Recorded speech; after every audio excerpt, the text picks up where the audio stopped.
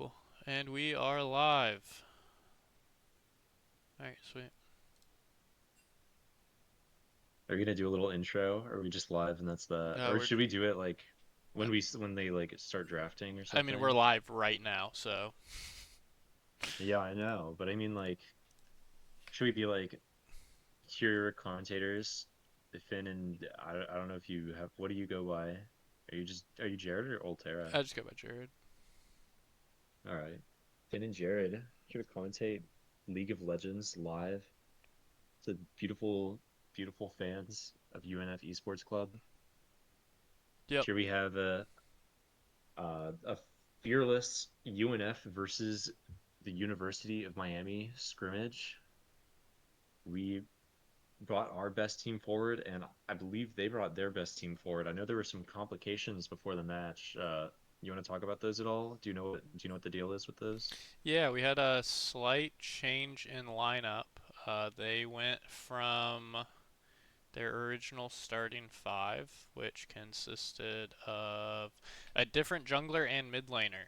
Looks like they have a backup mid lane and Okay. jungle in slightly lower rank. Looks like before they had what looked like, I believe, Emerald players in those ranks. Now they Okay. have they're both in gold 2 and gold 3 respectively. Now, do you think this team is still going to be an even match for UNF's best? I believe. Well, so they did match up earlier, about 2 weeks ago. UNF Okay. matched up against their team. I don't know if it was all the starters or if they did have the backups in, but unfortunately, UNF did walk away from that at 0-2.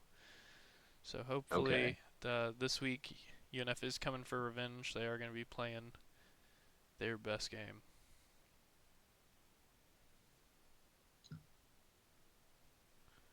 Okay, let's see. Hype that up. It's open draft. It should start here in a couple minutes. So we have UNF on the Now, red side today. do you have anything you're excited to see here from either team today? I know you mentioned the Quinn one trick of Team Miami, and I know I'm excited to see some Quinn gameplay. I feel like it's a character we don't see all that often, but a character that has a lot of influence and impact, and really is quite strong right now, despite her I guess lower play rate. So, is there anything that you're looking forward to other than the Quinn, I mean, or I am kind of expecting a pretty resounding Quinn ban coming up. I don't know if UNF is going to allow that through.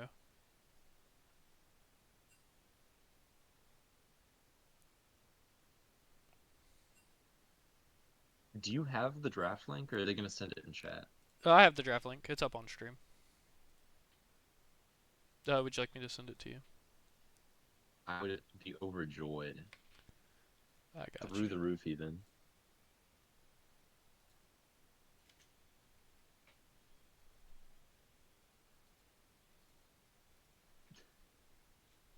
There we go. Have you read have you read the Miami top laners hashtag, the digits after the name? I have not. Is it Quinn? It is Quinn. It is Quinn. Yep. It's a big deal to this guy. I would so love to see it. I'm sure we're not. I bet you're completely right that it's gonna get banned out, but it would be such a treat. All right, and stream has started. Oh, it Or just I'm now went no, live? sorry. I mean draft. Oh, okay, I'm sorry. Uh, so we have an early Oriana ban. First ban coming in? So also to note, I know. last time these two teams matched up, UNF was blue side both games. So this is their first time on red side against this University of Miami team.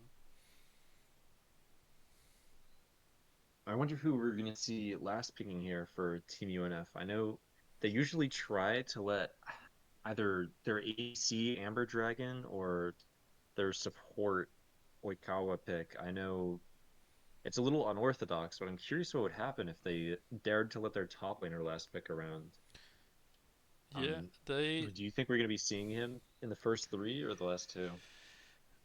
um I think it really depends on what they go and what UM does as their first pick, really. Hmm. I think it just depends on what kind of draft they're showing on how UNF will decide. I know they definitely value. Okay, yep, there's the Quinn ban. It is going to be a first three, so that's probably going to be there for the rest of the game or the next two games Yep, the rest of the after this. series.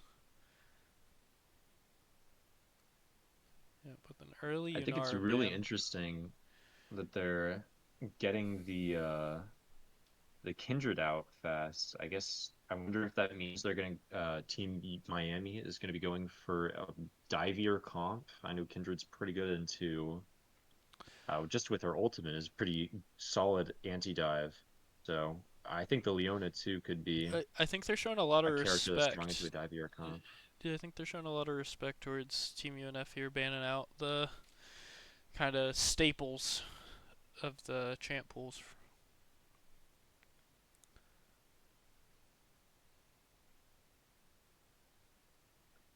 And I think the Misfortune ban is really interesting too. I know Amber Dragon, the ADC of UNF, really likes the Misfortune. I actually think it's her favorite pick.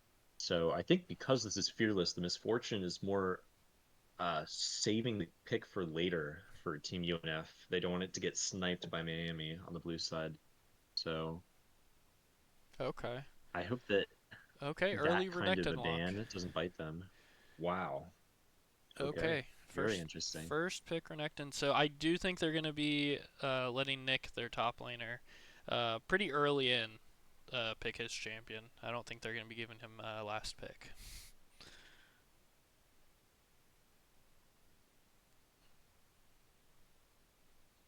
Let's see, what does UNF decide to do? Okay, they go for Nocturne. So Nocturne with the Orianna ban, very interesting. Okay, Nocturne Galio. So a lot of side lane pressure on this comp. It's a little bit of a budgeted version of the Nocturne Oriana ult combo. It's a little slower pace, but I think it's still what Team UNF is trying to go for with this kind of pick. Yeah, they still have the Jarvan Right. Orianna, assuming the Orianna does get through at some point. Hmm. So they do still have some kind of options. Okay, looks like they're going with the Renata next up. I'm really excited to see this pick from Miami. Personally, I absolutely love Renata. I feel like she's a champion we don't see played super often, and I'm really hoping that Team Miami's support can bring out their A game with her. I absolutely love seeing Renata utilized to her fullest, and I feel like she's really good with a carry ADC. So I'm interested to see how the ADC plays this as well for Miami. I think it'll be an interesting bot lane without even seeing Team UNF's picks. Yeah, this is definitely okay. So it's a very interesting draft order picking top support and jungle in the first three. And that is the early Rakan rotate. So it seems like they are going to be dropping Nick and Amber Dragon into the 4-5 picks. So to your earlier point, I do think.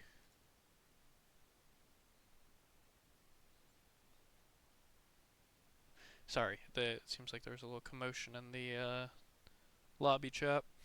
But I do think they're going to be dropping Amber Dragon to that fifth pick, that last.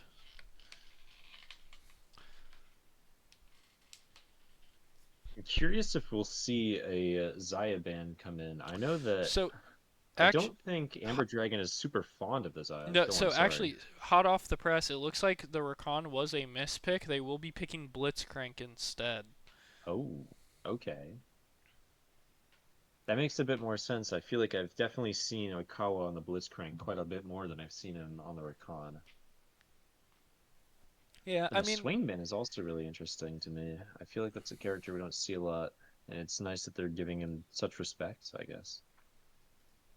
so their ADC player actually plays a lot of Aphelios and Swain. So it Okay. seems like they're just kind of trying to target him out a little bit.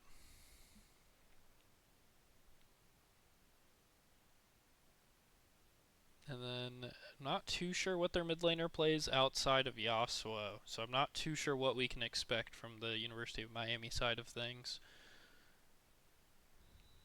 I think he mostly plays top laners. I think his second, like the mid laner that he's played the second most is Yone. So Yeah, it looks like he maybe primarily played him top. He doesn't seem to he didn't seem to have a lot of games played in the mid lane recently.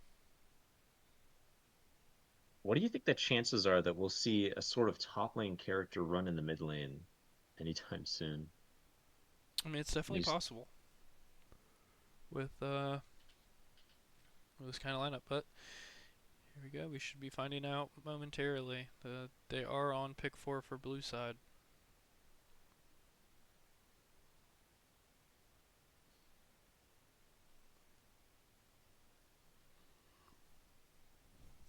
Okay, so it looks like a Cho'Gath mid pick into this Galio.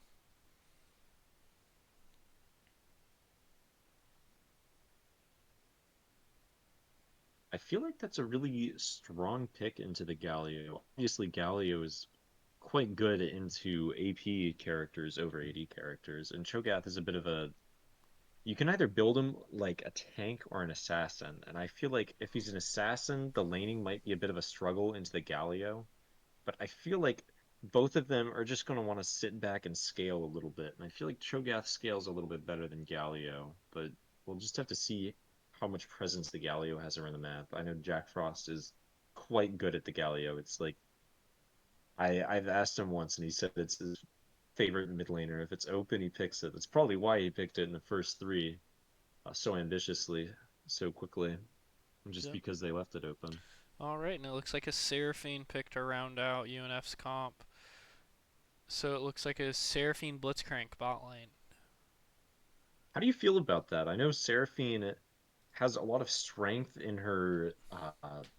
I think it's her Q, where she shoots out a wave, and if the opponent is already slowed or the target is already slowed, it roots them. And I feel like Blitzcrank, I don't think has any slows in his kit. I don't know how well these two characters synergize together, and I'm not sure how well or how much Seraphine wants to get up close to her opponents. I think it's an interesting matchup. Do you think they were thinking of Seraphine when they picked the Blitzcrank? I'm not too sure. It does. Their team is very magic damage heavy with the Galio, Blitzcrank, Kinnan, Seraphine.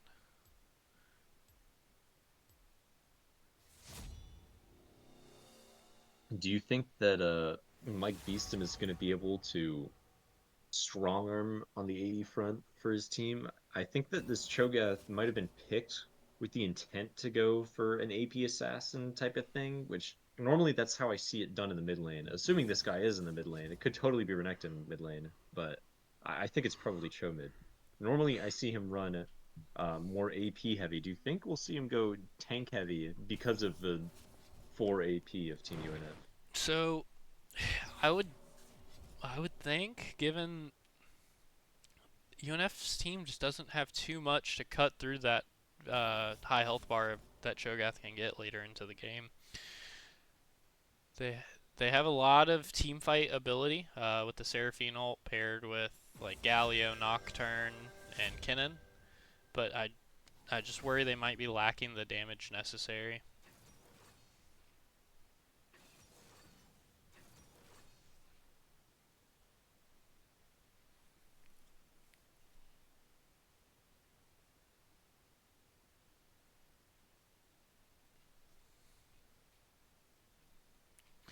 So we have them picking endgame now, and then I'll swap everything over so we can watch it unfold.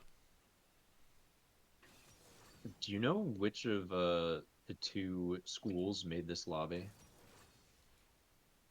In in client, Yeah, the custom lobby that we're I watching believe from. Miami. Why? It's interesting that they put it into like the tournament style draft pick ban instead of normally I see it in like blind pick because we already did the pick bans, but now we've got to go through it all again.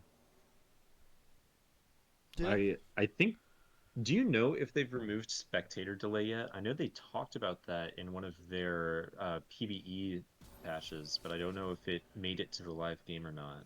I do not know. Hopefully for tournament draft they have it disabled. That would be a nice benefit to using the mode.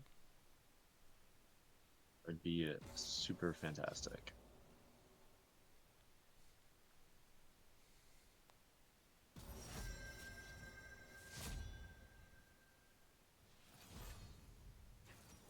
What role do you normally play, Jared? I play mid and top. How do you feel about the Renekton and Kennen matchup? I feel like both Uh, of these characters are pretty solid, like anti-carry. Renekton more than Kennen, of course, but so yeah, how do that you feel about it? matchup is Kinnan favored as long as he can keep the distance, but if Renekton is able to catch the Kinnan, it can end very poorly for him. Mhm. Uh, Unfortunately, Renekton does a lot of damage, and Kinnan has a very small health bar. But as long as Nick can find the distance, continue to poke, it should work out for him. Also, I don't. When you're in the tournament draft like screen, can you see the usernames for everyone or only for Team Miami? You know, I can only see the usernames for Team Miami. That's really interesting. I hope we're able to see the whole map for both sides. I've never It should be I've fine. never had an issue where we have like a single team favored vision.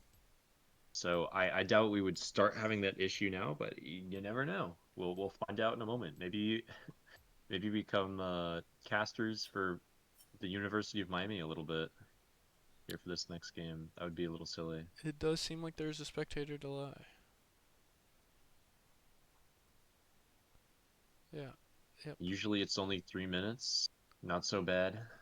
Could be worse for sure. Did your client just like completely lock up? What do you mean by lockup? Like my client is not moving. I think the spectator delay starts tick up. Oh, Yeah, there it we just go. started ticking. It Yeah. probably waited for them to get into game. Yeah, I was gonna say I think that's normally how it goes.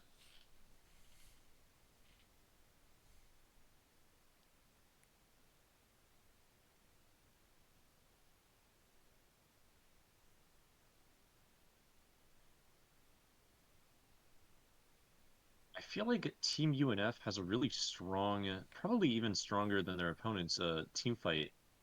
I feel Yeah. like that's the one thing they really excel at with this comp that they've chosen is team fighting. Obviously, they have pretty strong side lanes with the Galio, um, but I feel like Renekton can match them pretty nicely. So, do you think we're going to be seeing a lot of like big contests on the objective and then like nothing else from Team UNF? Or how do you think they're going to be playing this game? So it does seem like Team UNF has a bit more engage as well as chain CC. So if Oikawa is able to land any hooks, it should be a pretty guaranteed pick onto Team Miami, considering the Seraphine, Galio, Kennen follow up. Hmm.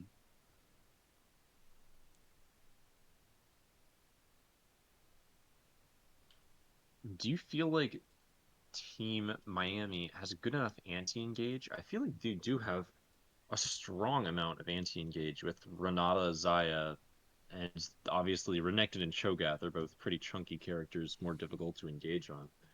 I feel like they really understood what Team UNF was going for and tried to pick around it. The only thing that I'm a little curious about is the Lilia. I feel like she doesn't fit into their comp as much. Maybe they just needed AP and that was what their jungler could play. What do you think that the game plan of Team University of Miami is here, Jared? Well, um, I would imagine the Xayah Renata are very safe picks. Xayah with her ultimate and Renata with hers to kind of keep them out of choke points.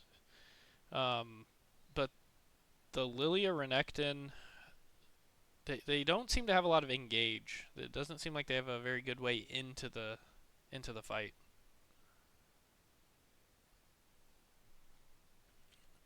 Also, we Do you think are that up and running. University of Miami was a little bit thinking too hard about countering whatever UNF was trying to do rather than doing something themselves? It feels less like they have like a complete game plan and more like they're reacting to their expectations of Team UNF's game plan. Yeah, it doesn't seem like they have one cohesive idea for their comp. They may be kind of pick and choosing, either trying to pick comfort or just trying to pick favorable matchups for each lane.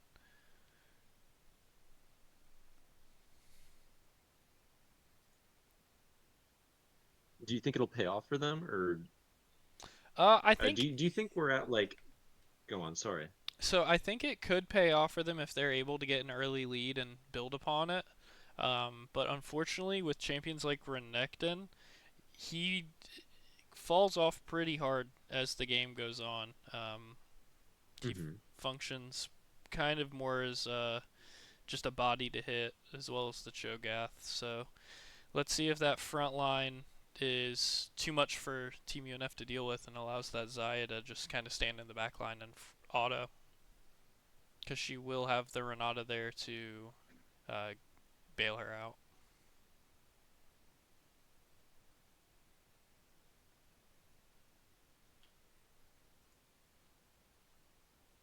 Are you still on the loading screen, by the way? I am still on the loading screen. I think that it took them 50 seconds to actually get into the game. Oh, Oh, interesting. did you just get a download failed I did. pop up? Okay, well, That's interesting. I hit the reconnect button. yep, I I'll did as report how well. it goes if you're not faster than I am. We might miss the There we go. first few seconds of the game. And we Okay, are you're in in. game. Big situation. I'm Huge not in just yet. situation. And now I'm in for real. What does your timer say? What are you at? Uh, 17, 18, 19. Okay. So, looks like Team UNF is going for an early invade.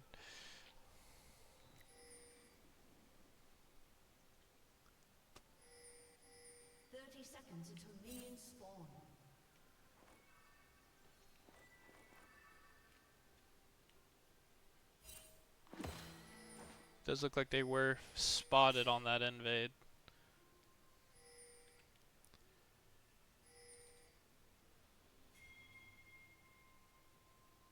I think with that And invade, they managed to get a little bit of vision in the tri-bush, but team at Miami just got vision deep in UNF's jungle. They'll know which side the jungler is starting on, and we'll be able to do a little something about that. They also have a war on their own, red buff, which Mike Beeston is sitting at right now.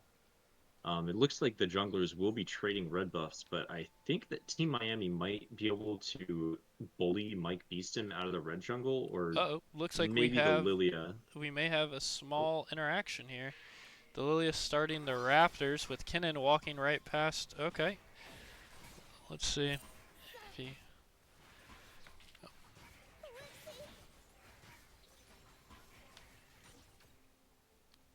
Okay, so it looks like the Kinnan just walked by, trying to get the lane. So we'll be checking out how everything's going. Yep. it So looks it like looks both junglers will just be trading. clearing their opponent's red sides. Yeah. Yep, they will just be trading red sides for this first clear. And Mike Beeston is a little bit faster than Mr. Superhero 5D. Yeah, Nocturne does have a pretty fast clear. Oh, and Nick in the top lane gets his electrocute proc. Oh, we may have a kill in the bot lane. Barely survives. No It looks barrier like a tower burned as dive is well. being set up. Yeah, it does look like they're setting the dive. As soon as this wave comes to crash, the Zaya does still have barrier and flash. So She's so low, and the Seraphine does manage to take her down, but they do trade Oikawa for it. I think that's a favorable trade for Team UNF. Support uh, for ADC, Amber Dragon Jits to collect a little bit more XP. I think I might be a bit ahead of you you. are a Would bit you ahead like of count me. out your Yep, yep. seconds again? I'm sorry. 257, 258, 259, 3. Okay, I'm at 304, 305, 307, 306. Am I okay? 308. Yeah, you're like a second behind. Okay. That Okay. works. Okay, so, yep. So Amber Dragon with the double kill. Mike Beeston with both assists. Getting a small early gold lead. Looks like we just have some light trading here across the Yep. lanes. Cho'Gath getting... Almost nets a kill in mid lane. Oh, yep. Blitzcrank unfortunately missing the hook there, but hopefully the pressure gives Jack Frost some breathing room.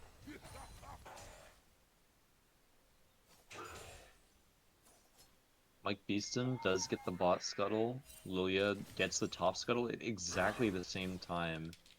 And she's already looking to step back onto his Raptors. Almost hits Jack Frost with the Lilia Q, but doesn't quite manage to finish it out. I think here we should just see... Have either of the junglers recalled? I feel like we should see Uh, a recall coming in soon from them, we, but I guess we're just going to go into another clear. yeah, no recalls yet. Both of them sitting on right around 900 gold. Mike Beeston about 200 gold up, or about 150 gold up over the Lilia. It's from the 2 assists he got in the bot lane. Yep. Just a And little bit more impactful around the map than her. Kennen with Plays the out, early and it looks looks like like okay. Well, Verilix's there burning flash. Looks like Nick may get an early kill here if he can land it. Oh, and he gets it, and that is the early feat of warfare for Team UNF. it looks like they've learned since the last time they've played against this team, or maybe they're just a little bit stronger on the red side than on the blue side. Yeah, it could Um, also be the cohesion in the team building. The chemistry is now there. I know they Absolutely. have some new members with Oikawa and Nick. So it also looks like Nick didn't get a recall in after that kill, so he is stuck in lane. He does still have teleport, so I think he'll probably just clear this wave and then TP back top. Yep, looks Now, like he's going it for the looks recall. like it looks like Team Miami is looking to set up for Drake right about now, and not far behind is the Blitzcrank of Team UNF. I think we're going to be seeing a Drake fight here pretty shortly, Looks like and Team Miami may currently, be looking go for a on. hard engage. Yep, the Cho'Gath shows bot, and that's Amber Dragon hit by the handshake, and she is taken down. Looks like Cho'Gath gets the feast stack on her. Immediately, Team Miami turns that into uh, engage on the dragon. It looks like UNF wants to fight it. They're a man down, but the ADC for Team Miami is still in lane, and the support for Team Miami goes down. Jack Frost comes in with the hero's entrance and really cleans up the fight. It wasn't looking good initially for Team UNF, but they just had the ultimate advantage, and Galio was just a little bit stronger than Cho'Gath that fight, I think. Yeah, it does look like Cho'Gath did go for the early Bandleglass Mirror. So it looks like he's going for the Shirelia's build. I feel like I see some of the Shirelia's build and some of the Rocket Belt build. Personally, I like the Rocket Belt build a little bit better. What do you think the do you think the Shirelia's build is a little bit more of a sustained fight sort of thing? Like if you want something that goes on So longer? it actually gives them some help in that engage that I said they may struggle with earlier. Gives them that speed boost so they can get close the distance on Team UNF. It's true, it is a more team-based thing.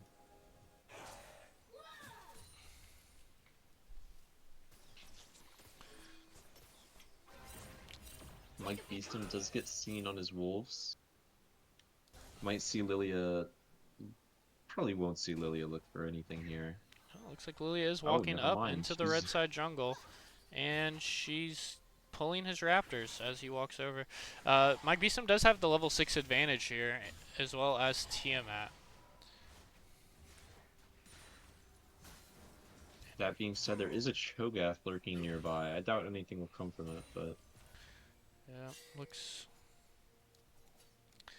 Well, now that Mike is level 6, he should be looking to ult into a fight. Okay, and yep, here it is. he finds the Looks... Lilia. Hits the fear. Looks like it'll be followed up by a hook from Oikawa. Flashes for it. Hits it.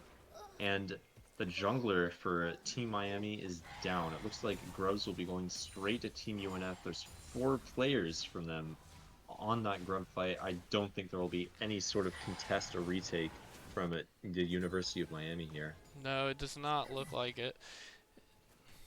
Surprisingly, even though they got the early double kill, looks like Team UNF's bot lane is falling a little behind. Could be Seraphine just falling off in damage a little bit compared to the ADC before she gets her items. I think that the frequent roams from Oikawa is getting the rest of the team ahead, but Amber Dragon is really suffering for it. She's a very good player and is able to do pretty well, but Oh, looks like 2v1ing is 2v1ing. It's really hard. She does looks like we almost might manage to get a squeak kill the here. kill out. Forces the barrier from Zaya, and in the end, both ADCs walk away incredibly low, but not dead. Gives Amber Dragon time to clear the wave, get it pushed. It should crash into the tower. Looks like a full reset coming. In the meantime, Mike Beeston ganked top lane, managed to wipe out Verilix, the top laner for the University of Miami. Just pushing UNF just a little bit further ahead, bit by bit.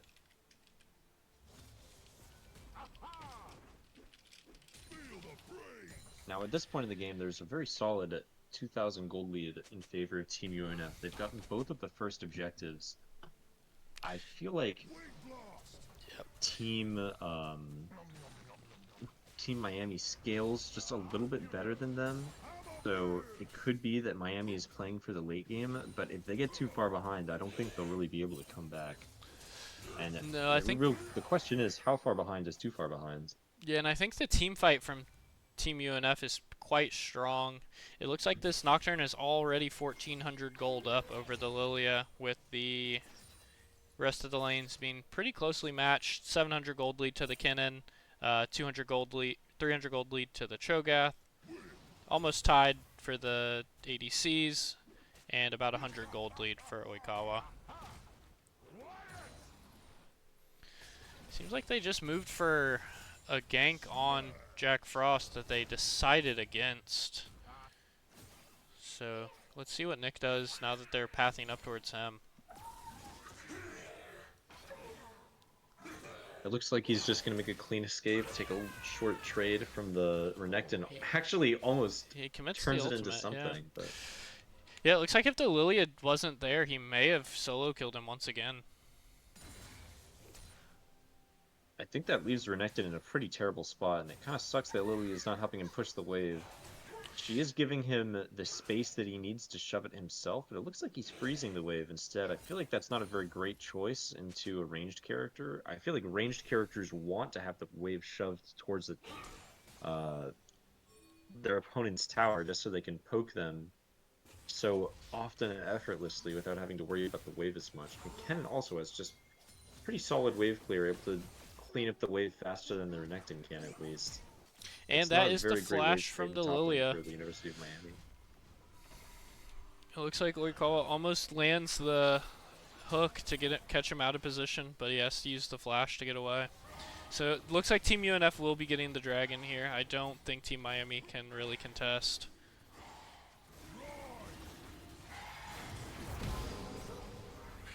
Very close for the hook there. For UNF.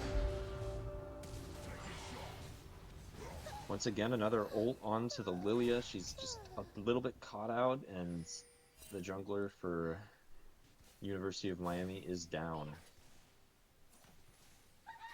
Nocturne takes the opportunity to go into her red side. It looks like Legendary Gamer 83 is considering contesting it, maybe just checking it out, seeing what's happening. But she can't really do anything. Waikawa does manage to hit a hook on the enemy ADC, doesn't really have a lot of No, follow-up, and oh, it the looks like Seraphine is making her here way comes the over. Galio. Yep, looks like we have quite the team fight brewing here, and that is a perfect Seraphine ult. The Renata thought her ult would get her away, but unfortunately the Seraphine ult was able to be staggered and charm her close in.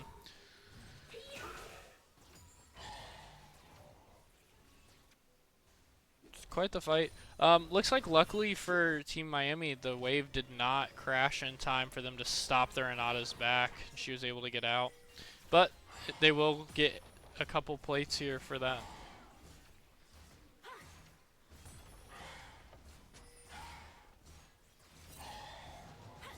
Nick almost nets a solo kill in the top lane, just barely. Verlix manages to get away, and it looks like Mr. Superhero 5D is pretty close. I don't know if anything is going to happen here. I feel like Nick is quite low and something could happen, but Lilia also looks uncertain. She wants to go, but she's waiting for her top laner maybe.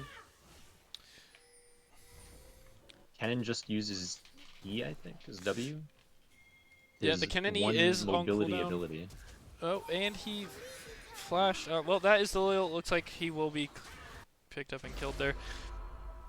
Killed, A nice solo little kill by the bounty going to the Lilia. Lilia. Yeah, solo kill by the Lilia. No assist for Renekton.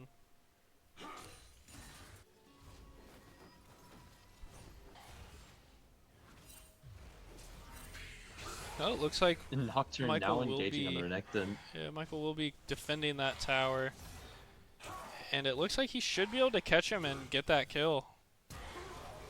And he does flash there. Uh-oh, Cho'Gath also caught out. He pops the Shurelius as he runs away. Okay, and the full team for Team Miami is here, so they may need to disengage this. Or, A really nice Kennen ult yeah, from Nick. huge Kennen Top ult. laner Team UNF. Yep, huge Kennen ult turning the tides, as well as Jack Frost walking up, roaming up from the mid lane. Renata handshakes the Galio into the Nocturne, but is then stunned by the Kennen, and she seems like to be cleaned up. Yep, there's a double kill for the Kennen. Saya now just... Team UNF just sweeps the fight, really showing, I feel, the strength of their comp. Even when the whole team isn't there, they're really able to just synergize with each other's characters so well. They just, like, CC into CC into CC, clean up. And Mike Beeston really is doing a good job as the solo AD character on their team. You'd never even know. Yep. Huge gold difference, as well as objective difference. They've gotten up to a 5.5k gold lead with 2 towers, all 3 Void Grubs, both Drakes, and Rift Herald. It's looking to be a shutout from Team UNF here.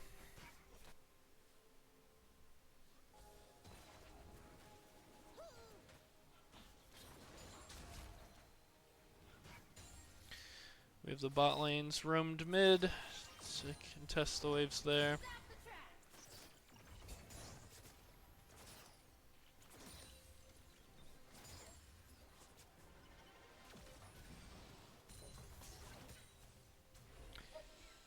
Now, at this point of the game, I think both junglers are just getting ready for the next Drake. It's going to be in a couple of minutes from now, but we're in sort of a neutral state where we're just farming waves. Both teams are just farming waves and waiting for the Drake to spawn. Actually, 30 seconds from now. Yep. And Team Miami is set up on the Drake before Team UNF, just a little bit better. There is one ward which will catch the Lilia, so UNF knows that their opponents are there. But I wonder if the setup will be enough. I think Nocturne is probably just going to engage on the Lilia once again. Okay. Alright, we have Renekton TPing in, had so we have a down. 5v5 brewing.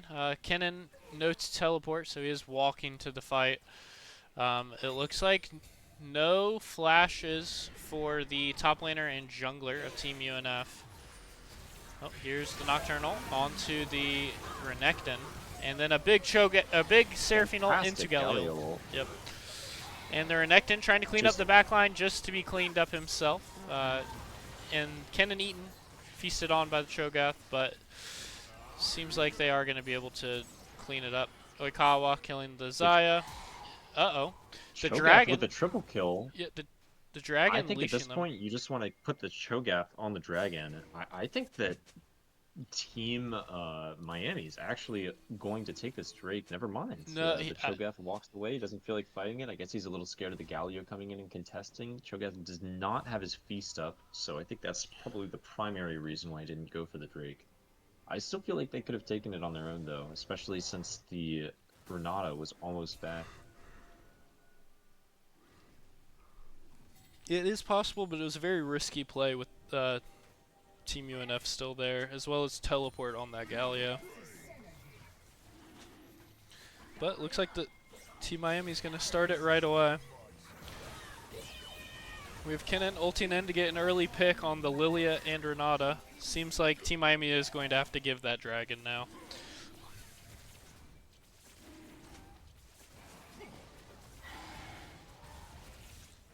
It's unfortunate after the incredible plays that Cho'Gath was brewing the last bite that Team UNF still walks away with the Drake.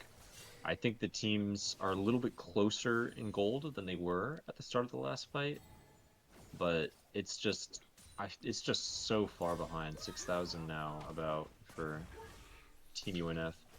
Looks like the Kyle Cho'Gath One is looking moving. on the cannon. Yep, is looking for the solo, and it does look like he will find the solo kill. No, the Kennen was able to get enough distance and run. And Nocturne here, finding the Renata. His fear was cancelled though. She's going to be able to escape. It does look like, because of the Cho'Gath's efforts, Team Miami will take the top turret. Nocturne, once again, engaging on the Lilia, does not actually manage to get her this time. Almost kills the Renata, just barely Galaxy squeaks away with his life. They will be trading the flash from both the Renata and the Lilia to survive that play. Otacon spawning very shortly on the bottom side of the map. Team UNF just dumped 2 of their big ults out, so I feel like this next fight could be in favor of Team Miami if they force it pretty soon. I don't know. I don't feel like they're on where they need to be on the map to force this next fight, but I feel like if they were to force a fight, they would actually have a chance this time around. They may. They do have both the Galio and Kennen ultimates available, but the Lilia is on the wrong side of the map if Team UNF does decide to force this out Otacon. I think that means that they're probably not going to contest the Otacon. I think that, well, I was going to say, I think that Team Miami might look for the top tier 2, but it looks like their Renekton is recalling. I don't know if they know what they want to do. I feel like they either need to contest this Otacon or take top tier 2, and they're not really sure what they want to do. Half the team wants to contest the Otacon. Maybe Lilia wants to go for top tier 2. It's a bit of a mess of communication, and Renata Glass is the one that pays for it, going down. Yep, the Cho'Gath Just almost falling, but able to get away due to his Shurelias.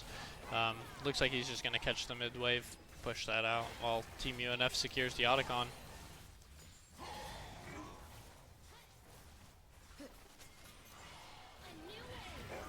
Looks like this Renekton is going to try to contest by himself. The Xayah coming in a little bit delayed, and both of them will fall. both players of Miami just force-feeding UNF as much as they can, maybe trying to buy time for the Lilia on top and the Cho'Gath in mid. The Cho'Gath does manage to take a turret and escape with his life. Let's see if this Kennen decides to chase. Looks like he will not. Content for the wave.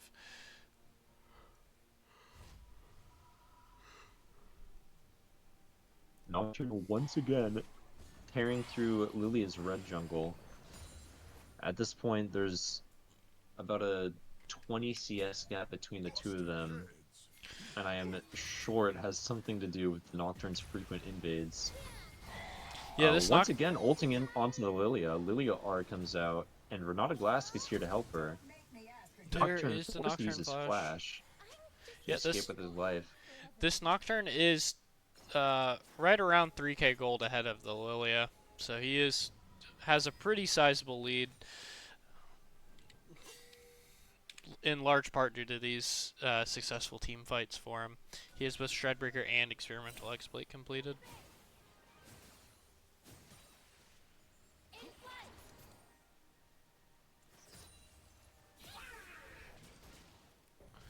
Let's see, the Kennen applying some pressure on the mid lane. They do see their Renekton a bit overextended on that bot side. Let's see if they decide to contest. Looks like Drake is coming up pretty soon. It looks like they wanted to sneak a pick on him just before the Drake spawns. In the end, they do not. Cho'Gath and Galio are both in top lane. Cho'Gath does have TP up where Galio does not, but Galio has his Curious Entrance, so it'll be a little bit later than TP. Obviously, he can cancel Cho'Gath's TP, but it looks like it's not on his mind. It's not keeping him in vision. The fight starts around the Drake. A Nocturne ult, Kennen ult comes out. We see Renata Glass ult come out. Tactile, hostile takeover. And the Galio does cancel the Cho'Gath teleport, preventing him from joining in on that team fight down below. Is a pretty huge thing. The Cho'Gath can no longer aid in that fight for the dragon. Now at this point, neither team has their ults ready, up and available, and I think Team UNF is just going to take the dragon once again. Lilia flashes over the wall in a last-ditch attempt to take it. She's just a little bit too late with it, and ends up donating a kill to Team UNF, who now has Hextech Soul and is running down the ADC of Team Miami. And that is the Seraphine damage. Looks like she does have her full Seraph's Embrace and Blackfire Torch, so she is doing quite a bit of damage now.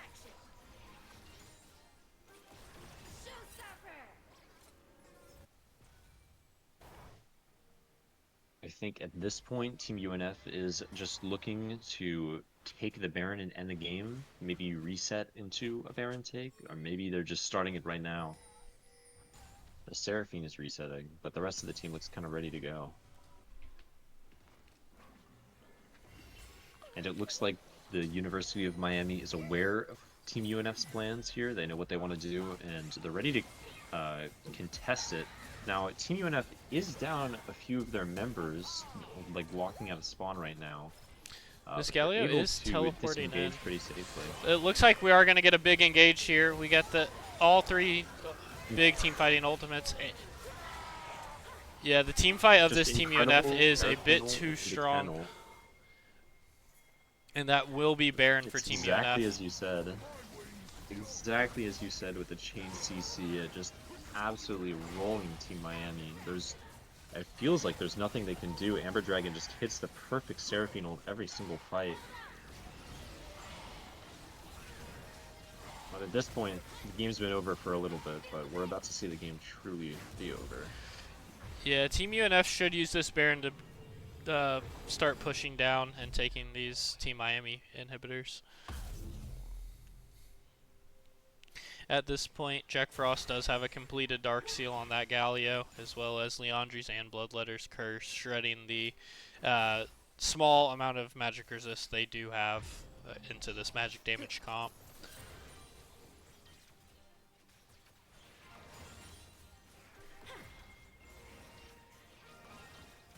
And it looks like to finish this game out, Team UNF will be doing a two-lane Baron push. Waikawa manages to catch the Lilia out, doesn't have a ton. Suddenly follow-up shows up. A wonderful Nocturnal just explodes the Lilia. Renata Glass barely survived. 25 health. It was absolutely incredible how low she got. Huge locket for the Renata there that did save her life. And Amber Dragon is teleporting right back into the fight with Death Cap, so I expect her damage to have increased quite a bit. This should be the beginning of the end. I don't know if the University of Miami is quite aware that the game is ending. The Renekton is shoving tier 2 in the top lane right now. The Xayah uses her We ultimate, do see. and she's cleaned up quite well. The Seraphine ult picks off the Lilia, and it looks like this is just going to be the end of the game here. Yep, with an ace for Team UNF, this will be GG and an end to game one.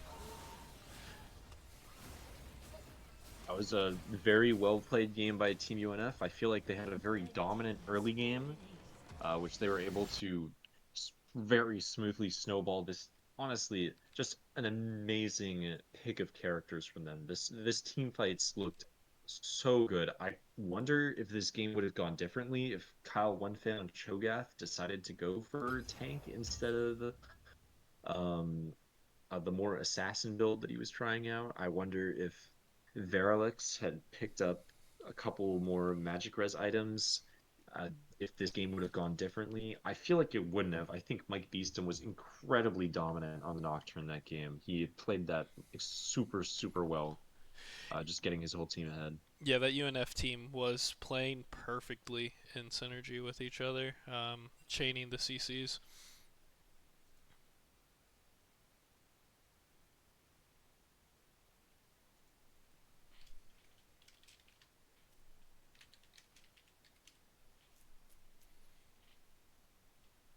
All right, well, it looks like Team UNF will be getting blue side for this next match. I'm not too sure. I think normally they alternate sides, so they'll go red, blue, red this series.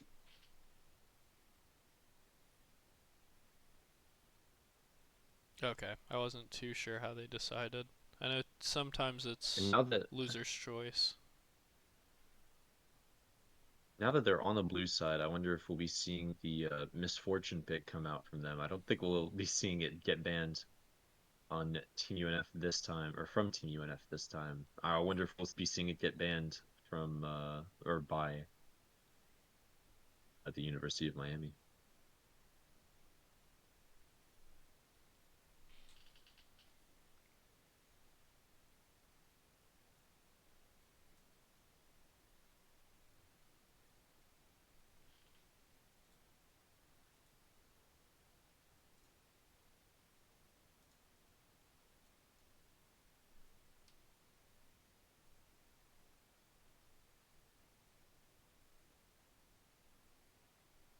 Yeah, there were quite a lot of big fights that game.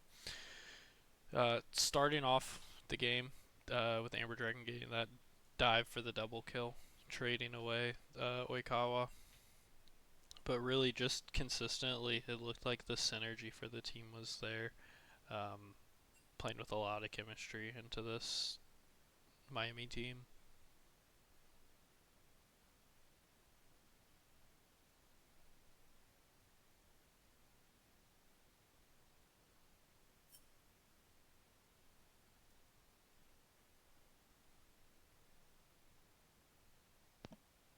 I think it's really interesting that they're still.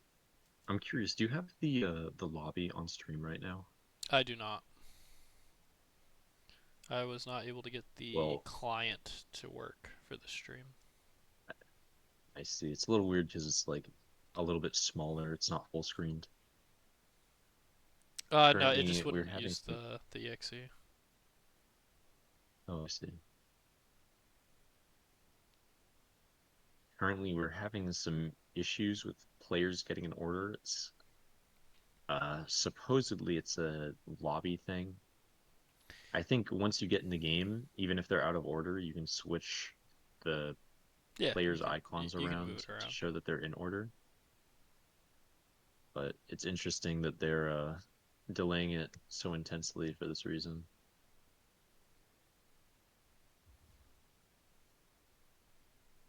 Yeah, I'm not too sure what is going on currently. They should probably be starting. I can't imagine they're going to have too much time between drafts.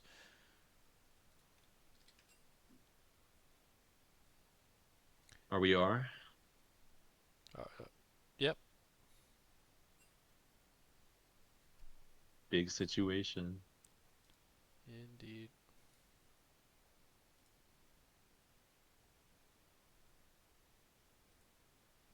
Oh, you're Altera, aren't you? I am Ultera. All I've right. grown to know you as Jared. Not a name I know. The early Nunu ban, followed by Quinn and Oriana by Team Miami. So it looks like pretty similar bans coming out so far.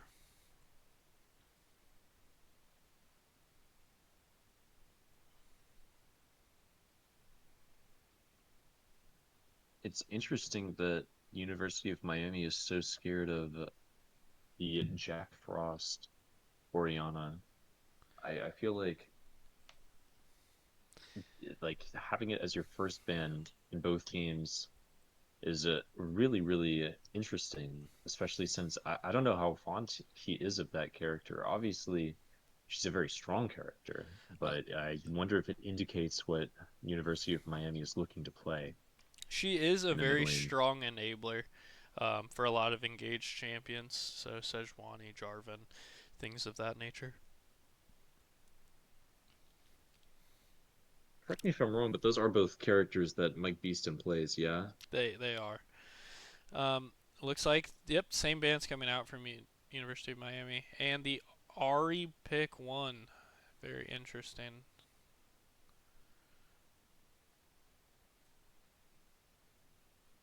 I So know Jack Frost is super fond of the Ari pick as well. I think it's part of why I was so surprised they banned Oriana over Ari. I think, at least in the series that I've seen, he always chooses Ari as soon as he can. And we see Aphelios come out early from University of Miami, not looking to get it banned out this time. I wonder if we'll be seeing a response from Amber Dragon. Probably not. I think usually Team UNF relies on their ADC pretty soundly, so they let her get last couple of picks or pick within the last couple of chances she has to pick.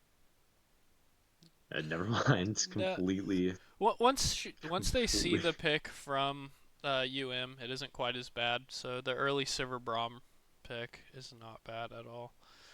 So they decide to drop both Michael and Nick into the later part of this draft.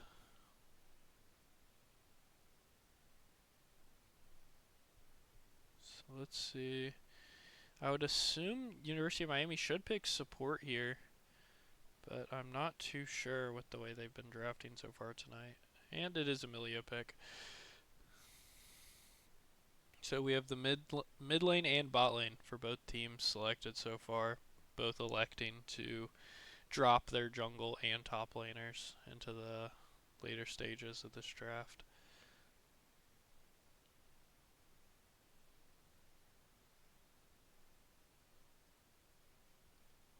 I'm curious if we'll be seeing a tankier jungle for the University of Miami here. They don't really have any frontline chosen yet, and I feel like obviously they need it. I Yeah, it does look like this is more of a pick comp coming out from UNF with the Ari Charm and Braum pickups. But I guess we will just see with their jungle and top lane.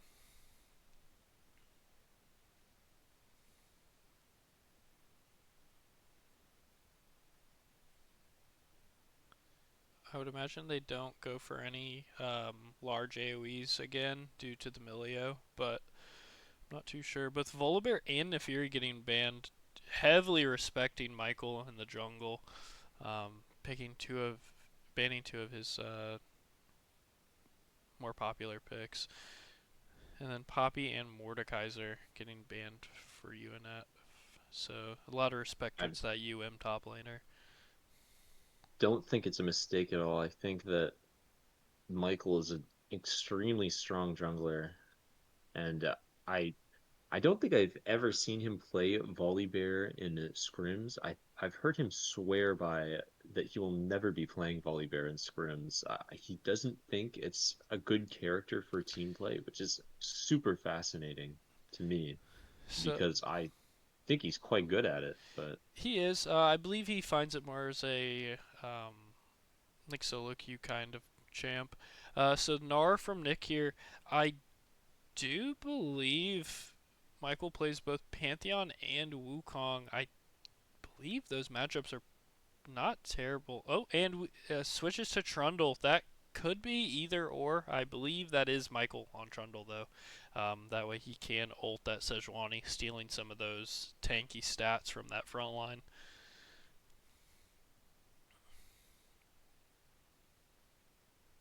have you ever seen the Mike Beast and Trundle?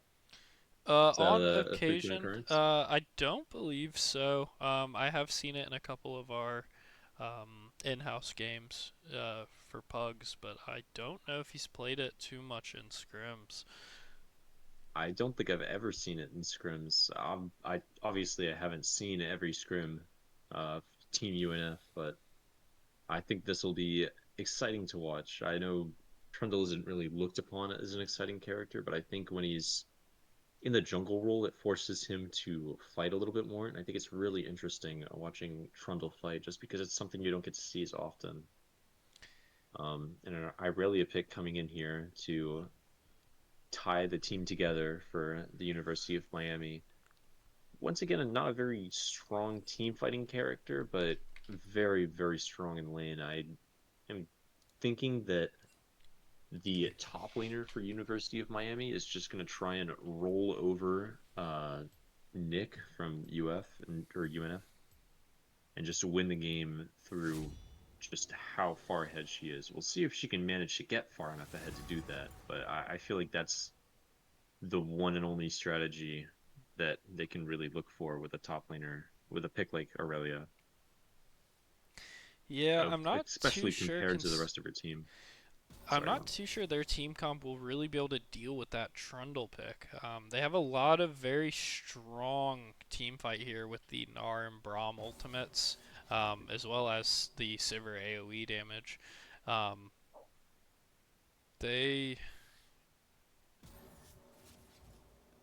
once again picked a very comprehensive comp. The drafting for Team UNF has been very excellent thus far. It's definitely a lot better than the last time I watched it. It's a real treat to see. I know after I don't think I saw their Monday scrim, but their last Thursday scrim, uh, I definitely thought that one of the things they could improve on was their draft, and they have really taken that to heart. I think they must have reviewed and gone over it quite thoroughly to be doing what they're doing now. Yeah, not to mention the draft, but also the actual plays have been executed flawlessly.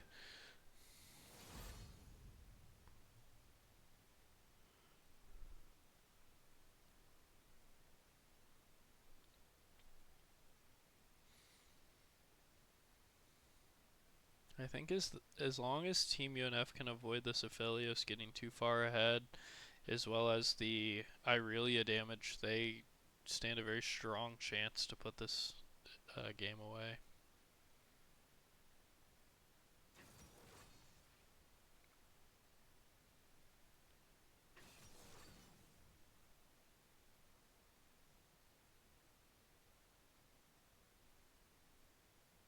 Really curious if we'll see the Trundle playing for topside more this game. I know Team UNF, I think I've said it before, they really like to prioritize their bot side, but I feel like Severe Braum is a safe comp that we won't be seeing a ton of interactivity in that lane. Now, it could be that they wait for Aphelios to go on a sort of dive timer, but I really don't feel like we'll be seeing a lot happen in the bot lane this game unless someone makes some kind of crazy mistake. But I I, feel like Gnar is also a little bit more difficult to play around as a jungler. I don't really um, know where this Trundle is going to go. I think it really just depends on the timing for that Meganar evolution. With Meganar, it is pretty easy to set up the gank due to the increased amount of stuns he has access to, but Irelia, hyper mobile champion, very strong early. So this Nar's gonna have to play safe and try to avoid her getting ahead.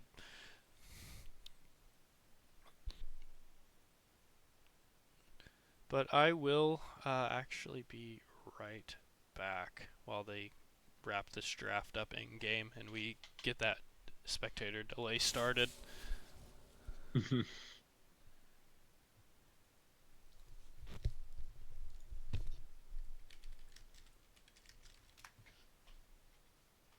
think last game, the jungler for Team UNF really put a lot of work in around the map, especially in bot lane, getting his ADC and support ahead really early with that two-man kill under tower. Um, However, Nick in the top lane was still able to be pretty self-sufficient. He matched the CS that are connected and eventually got a solo kill.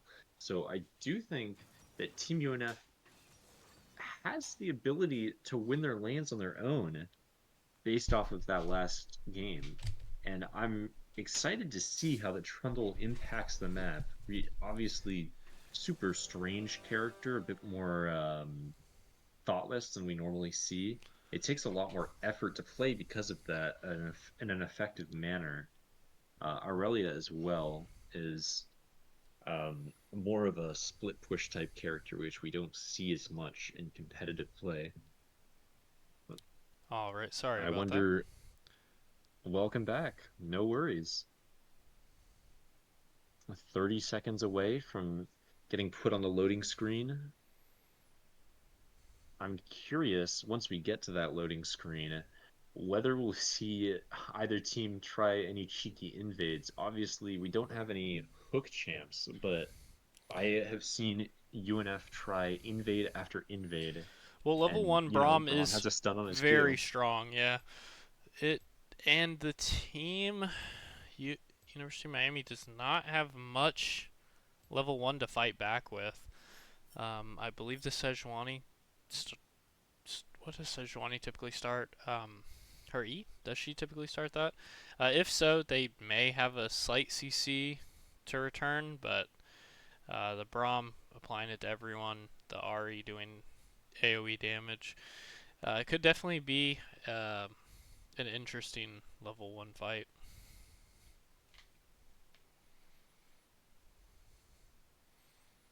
Oh, and it looks like we have our ADC, Amber Dragon, popping into chat here. I think the game should be started for them, so it's interesting that she is in the chat.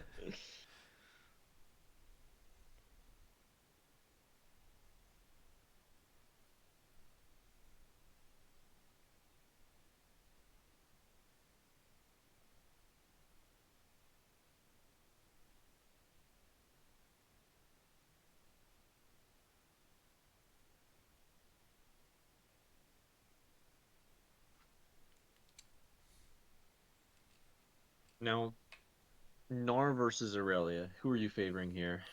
I am favoring the Irelia. She just does a lot of damage when she's able to close that gap between them. And given her Q, she's able to close it pretty easily. If Gnar is able to keep the distance, he can do quite a bit of damage. But that Irelia champion is just very dangerous. You can't ever relax around her. I think Aurelia is maybe the strongest laning champion in the game. I think she has one losing matchup right now, and that is Warwick in lane. And it is not by a significant margin.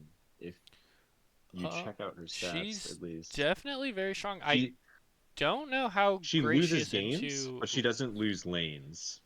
I'm not too sure how she is into champions like Riven or Fiora, though.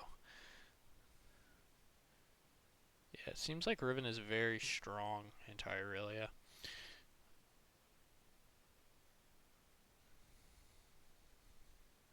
What do you look at to see your like statistics?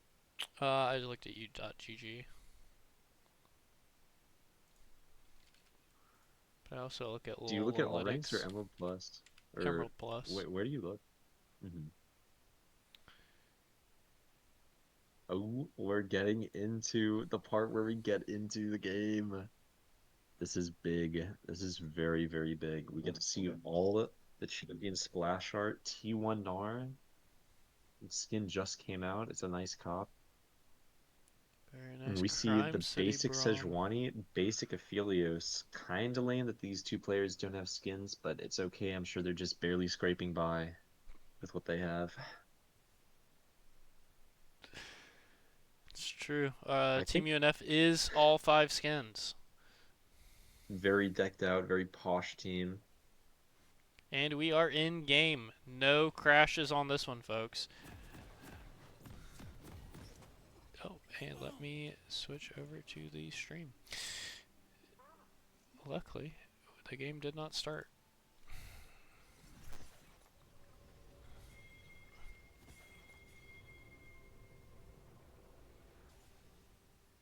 And we do see Team UNF invading in the top side jungle this time around. They will be looking to jump the Aurelia. I feel like this is a very safe position for the Aurelia. She shouldn't really get caught out, especially not if they take the route they just took. It looks like It looks like the team will just be looking to get deep vision, and in response, the University of Miami considered getting deep vision. They're pinging about deep vision, but they're not actually getting it. Emilio makes his way over, pops a ward close to Raptors, and both teams end up with vision in the other team's jungle. looks like the Gnar did start his hop early to keep that distance from the Irelia.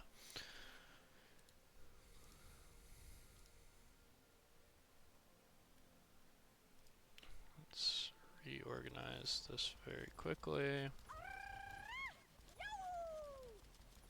Now, this time around, Trundle is starting on the Sejuani's red buff, and Sejuani is starting on her blue buff. I don't think they know that there is a Trundle on Miami's side of the map.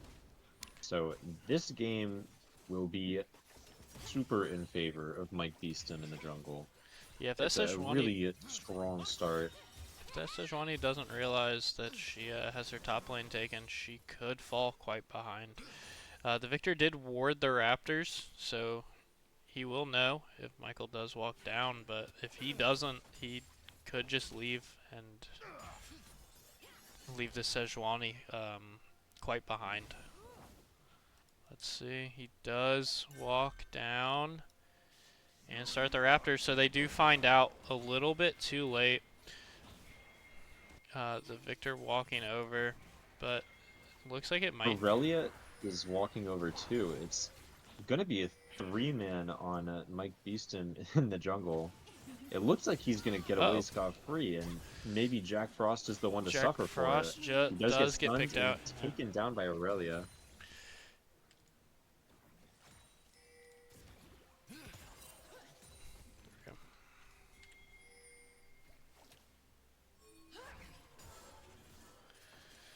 Quite unlucky And there. The now Aurelia did pick the kill up, giving her the slight early lead.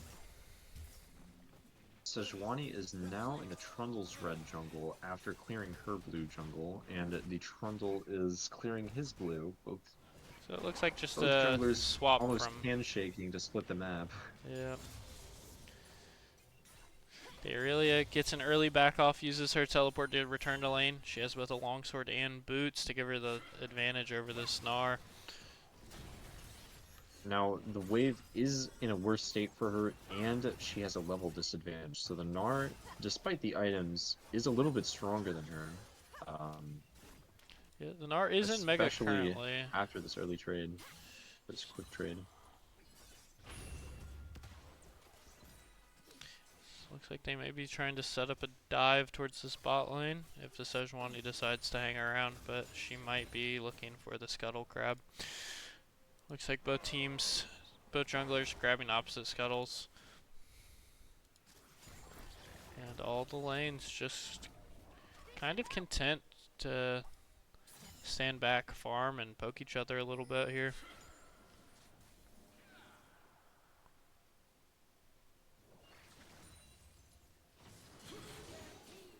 Now, Now the first Drake is spawning in 40 seconds. Uh, the University of Miami has a little bit better vision around the Drake, but their jungler is sort of suffering from connectivity issues.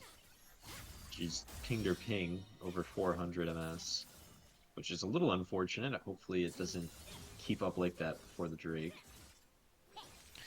Yeah, hopefully not. It does look like this area is getting a pretty favorable trade into that Gnar. Let's take a look top lane. Oh, he was able to dodge the stun. He should be fine here. I don't believe she's going to be able to go for a dive on him. Yep, she is just going to go for the recall here. Now, at this point, Trundle has recalled and Sejuani has not, so he has a very significant advantage over her. At this point, I think he can just start the dragon and clear it on his own, and it would frankly be hard to contest him. His bot lane is recalling, so that's no longer the case. Yeah, this Sejuani is on the wrong side of the map on vision. I'm kind of surprised that he didn't start the dragon here, given there is not much follow-up to be had. Seems like they are just going to put it off.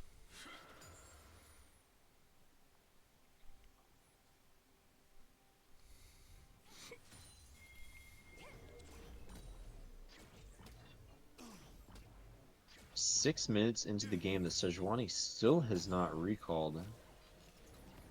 It's very unfavorable tempo, I think, but she is so far ahead of the Trundle in CS, and they just barely managed to not see each other. Trundle now will see her recalling in his jungle. And The Gnar does Sejuani walk down. passive, Fury of the North doing a lot of work for her there, honestly keeping her alive.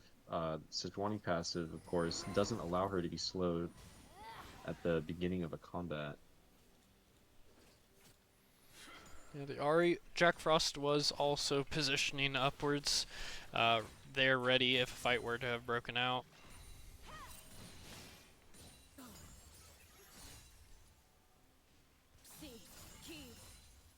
Now we see Mike Beeston clearing down towards the Drake, whereas the Sejuani will have to be clearing up away from the Drake, just setting themselves, Team UNF's junglers setting himself up a little bit better than his opponent for the Drake.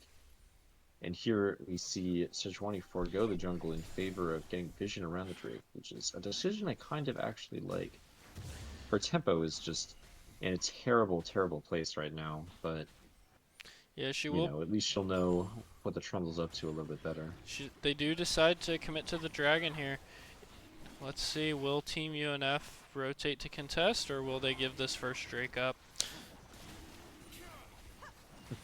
It looks like, despite being aware of what's going down on Drake, Team UNF is not moving to stop it. So they will be comfortably giving up this first Drake here.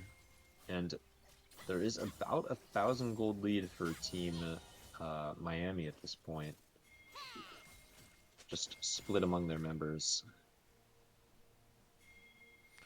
Yep, looks like they are going to be positioning for Void Grubs here. Jack Frost using teleport to return to lane.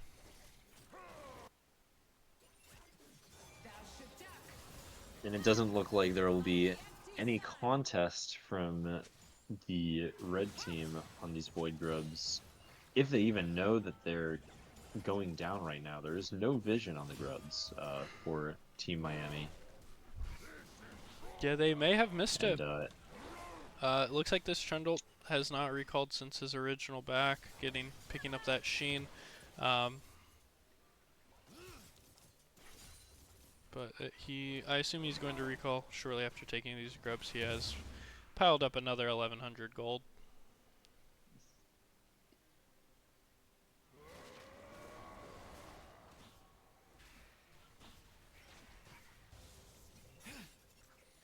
now at this point, the game does sort of resume to once more a neutral state. Not a crazy amount of map objectives to be taken. Biggest thing to look at is the plates on either side. And both teams do have full 5 tower platings on every single tower. I would love to see the jungler, especially the Sejuani for team at Miami, to hook up with this top laner and try to force some plates out. I feel like Irelia is a character that does really well into towers. And as I say this, a gank is coming in favor of Team UNF. Huge Sejuani Gnar ult arrives a there. little bit late, Unfortunately, it looks like soon enough Michael to just wasn't quite save the on the Irelia. same page.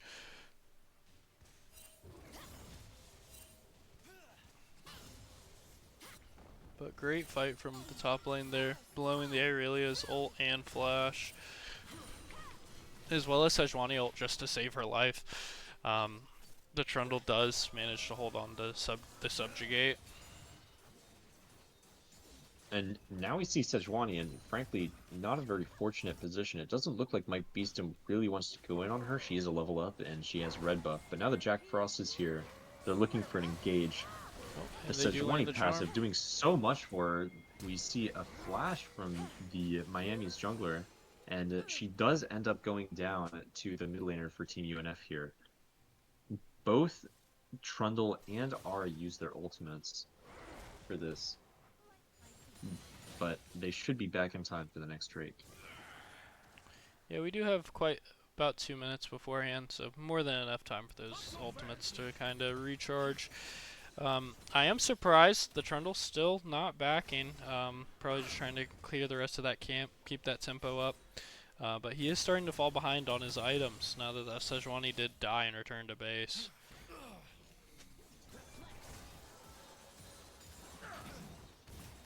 Neither jungler will have flash up for the next Drake, which might lead to some sort of engage happening, especially with Team UNF's more pick comp. I think it's more favorable to trade flashes for Team UNF. Obviously, their jungler is a little less mobile than the Sejuani, but I still feel like it's in favor of Team UNF for the junglers to trade flashes. Yeah, definitely favorable for that team UNF. A lot of point and click or a lot of skill shots for that team between the Ari charm, the Gnar ultimate, and the just general Trundle that you don't want to be within melee range of. Looks like this Gnar is going to fall solo kill to the Irelia though. Unfortunately, he did just try to fight her while she was fully stacked. Both her passive and Conquer.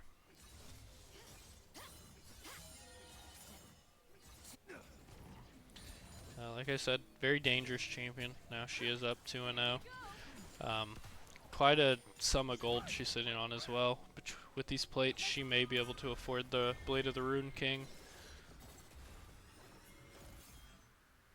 Now a fight is starting to happen in the bot lane around the Drake. Team UNF is together a little bit before Team Miami can get together, and they managed to squeeze a pick out from the Miami's support player. However, they do use 3 ults for it, which could be a bit of an overextension. They squeeze out Aphelios' barrier, and I don't know if he'll be joining the fight. He looks like he wants to, but it doesn't look like there's a fight to be had here. Now that affiliate is definitely a bit too low, getting zoned out beforehand, especially blowing his barrier. He can't quite walk in without the risk of dying to a very dangerous Team UNF. Also, we do have Mike Beeston clearing Sejuani's blue side while she clears his. Seems like they are planning a dive on this bot side. And that... Mike Beeston goes in, just clears him out under the tower. Oh, but they do I think decide to Ismilio cross map might be for the next. Galio. Or for the Gnar, I'm sorry. But it looks like he should be able to get out here. And gets the kill Gnar on the actually manages to Irelia. get a Wow, kill. yeah. Quite a disastrous cross-map attempt here. He might even win this fight against the Sejuani if he decides to take it. But he does just recall instead. During the cross map, Trundle was actually able to take the first turret for Team UNF. Yeah, this game definitely swinging open for Team UNF with that large play, getting some gold spread out between the jungler and ADC, and then Gnar with the incredible survival there, picking up that kill.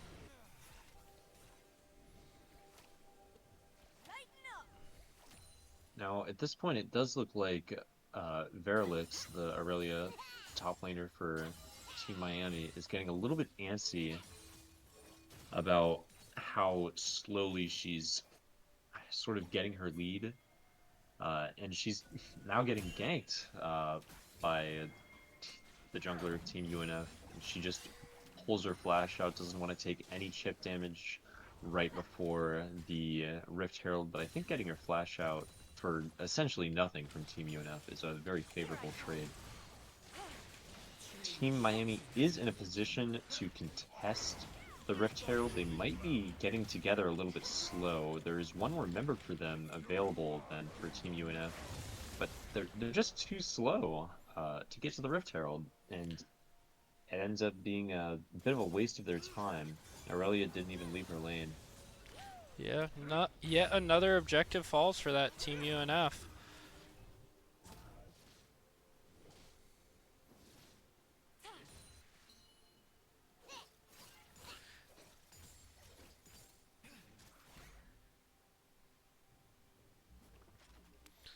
Unfortunately, Michael has fallen a bit behind when it comes to his jungle items. He does still have 4 camps to clear before he gets upgraded Smite, while the Sejuani has fully upgraded hers. Uh-oh, looks like this Gnar is in trouble. The Irelia fully stacked, autoing on top of him, but he does blow flash to escape. I don't think he'll be able to stay in this lane. I think that Irelia can kill him under tower at this moment, so I think he really needs to find time to recall. I don't think he can clear the wave fast enough, so this will be top tier 1 going down to the Aurelia. Yep, but I that kind of wish was she would let it shoot the cannon a little bit more. Okay, I like that. Sorry, go it was Aphelios Flash getting away from this team in the mid lane, jumping him. And let's see, where does Trundle decide to take this Rift Herald? He decides to crash it into the tier 2. Getting some pretty big damage down for him. Sejuani decides going to down get on the both flank. sides of the map. Sejuani with the flank. Braum is trying to build some distance between them, but they do both fall at the same time. They do have all 5 team members mid lane. Jack Frost still bot lane clearing waves. Let's see. The Drake up in 45 seconds. It looks like they may have gone a little bit too early. They won't have any ultimates for this Drake fight coming up. Both teams are a little bit starved for ultimates. I don't know if we're going to be seeing the Gnar at this Drake fight that's coming up, so the only real ult in play will be Ariel. So we'll have to have our eyes on Jack Frost to see what he does this fight with that. Yeah, I'm not too sure. The Gnar does have teleport ready, so he could participate in this fight if he so chooses.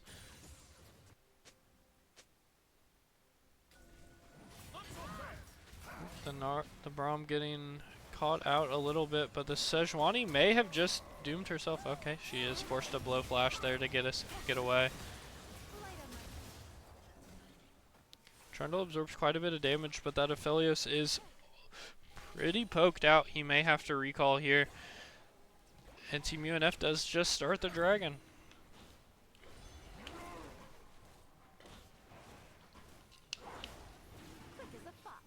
I don't know if Team Miami can really contest this reasonably with their ADC so low, and especially with Severe ult coming right up.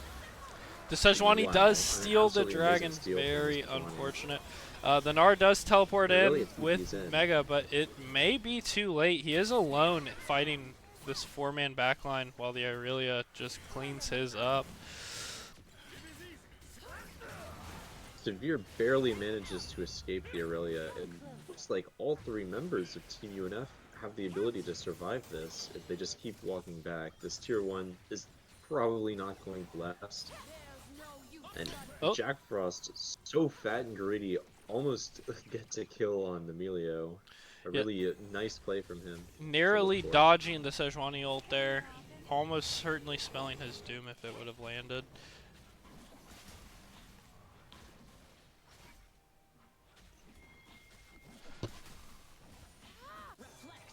But it seems like after a very unfortunate dragon fight, they were able to pick that. Team Miami was able to pick that up.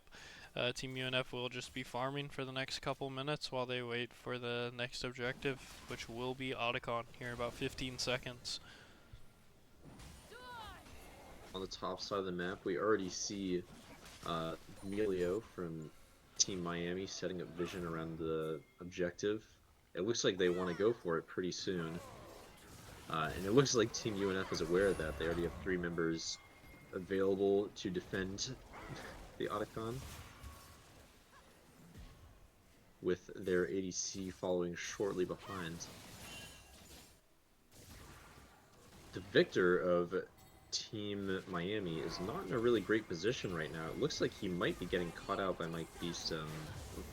Fortunately for him, his Sejuani comes in to save him, but now the Sejuani is not in a great position. Mike Beeston does go down to the Victor ult, and Emilio is able to do everything he can to save the Victor, and it works. Jack Frost goes for a cheeky tower dive, does not manage to succeed in it. In the meantime, Drom for Team UNF also goes down. Nick, the top laner, the Gnar, is very nearly cut down by Aphelios, just barely manages to survive. Amber Dragon's flash is forced out by Sejuani ult, and in the end, Team Miami walks away with 4 members alive, or actually all All 5 five, members yep. alive to UNF's 2 members, and they start the Otacon. Team UNF's members have managed to respawn in this time, but I don't think they'll be there. They'll be at Otacon in time to recontest or put a stop to it. No, the And it looks like Aphelios they know that Irelia too. are going to be shredding that objective. Very high damage between them. And it seems like this Aphelios is getting very close to getting that Infinity Edge.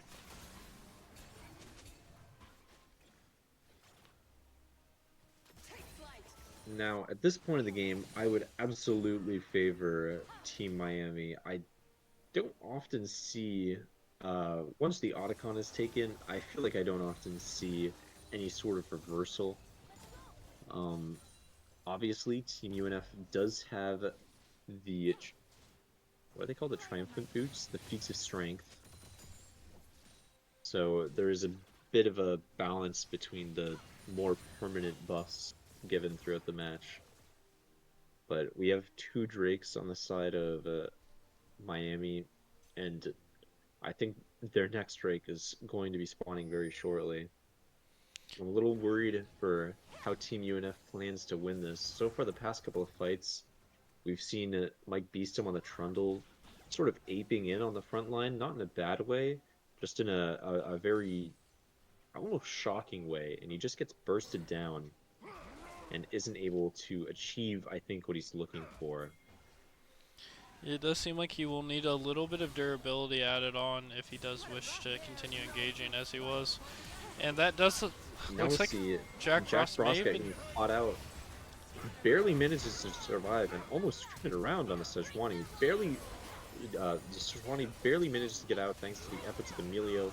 Irelia is in, manages to set up 2 kills beautifully for her team. Sejuani once again catches the Gnar.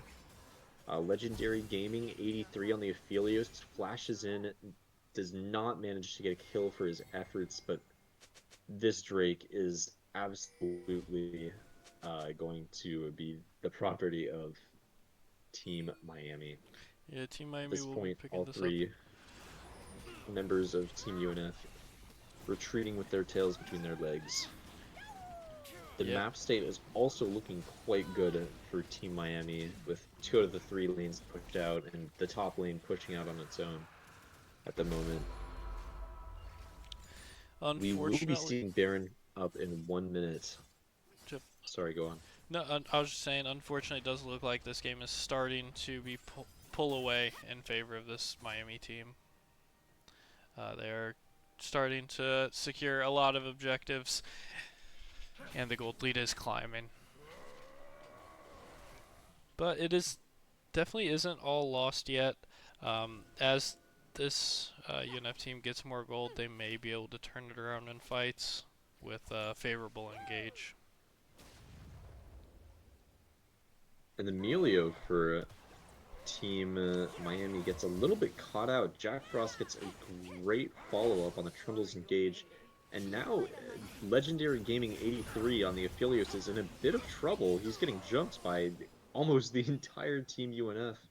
And now all of a sudden, Team UNF looks really nicely set up for the Baron in what, 5 seconds? I don't think that Team Miami is going to be able to contest this properly. No, I don't think so. As well as Aurelia Sivir being able doesn't to have secure TP that either. shutdown on the Aphelios, getting a little bit of gold bonus there.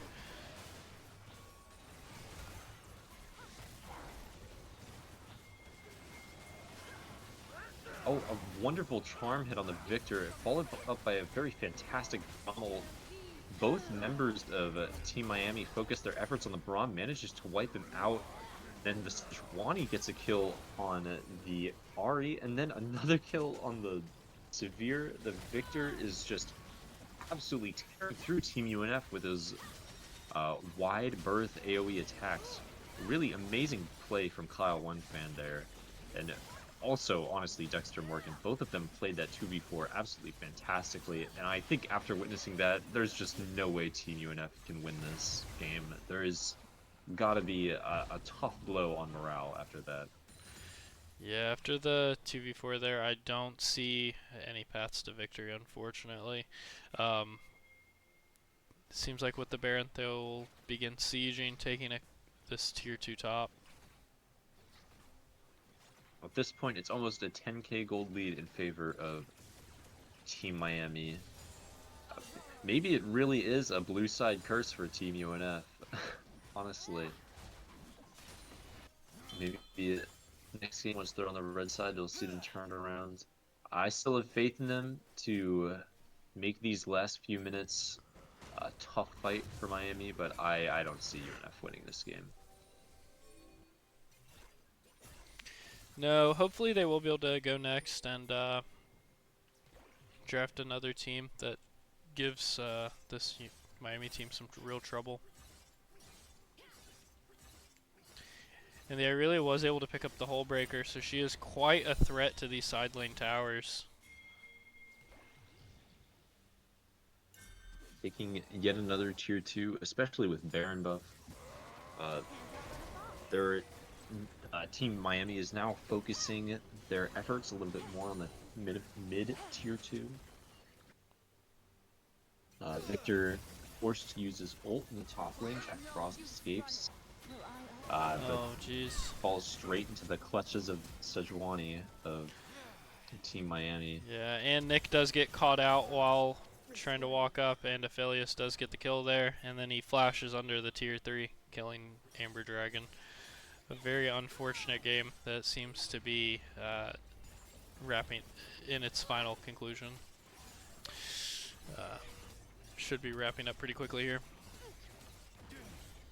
I do think that we will get to see the members of Team UNF respawn for a last hurrah here.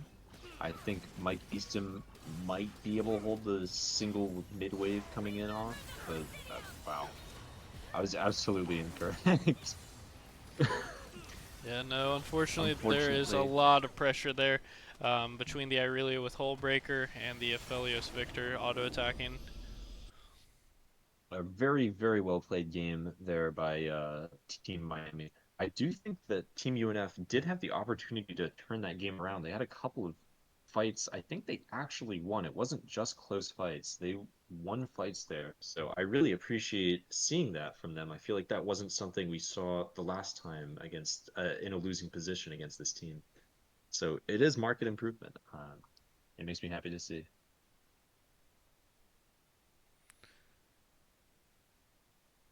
Yeah, I am interested to see how this game 3 will look. But I while we, do think we'll see the teams switching sides again. yeah, it may just Sorry, go be a ahead while we wait. blue side curse for Team UNF. But while we wait, I will once again be right back. I do need about a 30-second break. Don't worry about it.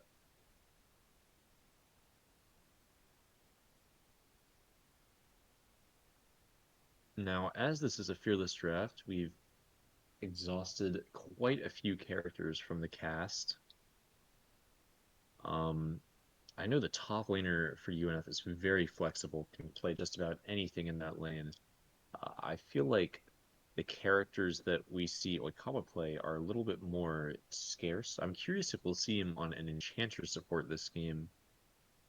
Um, I think we'll either see something like a Nami or something like a Nautilus if it slips through the ban phase, which they have been banning his Leona every game. Very fearsome on that pick. I don't blame it at all. And I wonder if we're going to get to see the misfortune come in for game three here. Uh, it wasn't banned by either side this past game, and I kind of wonder how it would have gone if we had gotten to see the Amber Dragon misfortune, which she is so dearly fond of.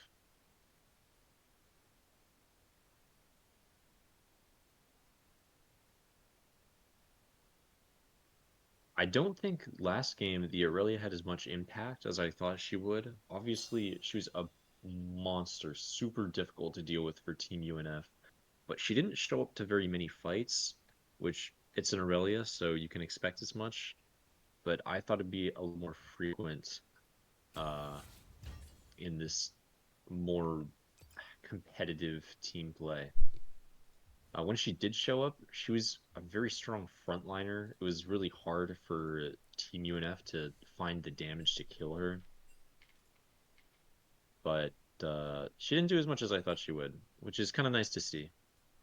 And I think the Trundle pick from Mike Beeston was doing a lot of work early game. I think he just had a really fantastic start, but I don't know if he knows how to play the Trundle in fights, or maybe he was playing it perfectly, but he just Team Miami just maybe had a little bit too much damage for Team UNF to deal with at that point. And, it could be that Trundle is a spectacular pick from ahead and less so from behind.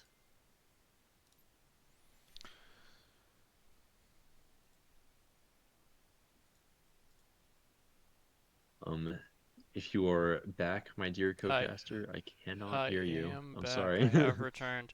Um, looks like they are going into the next one, getting the lobby built up. Hopefully this draft will be starting soon.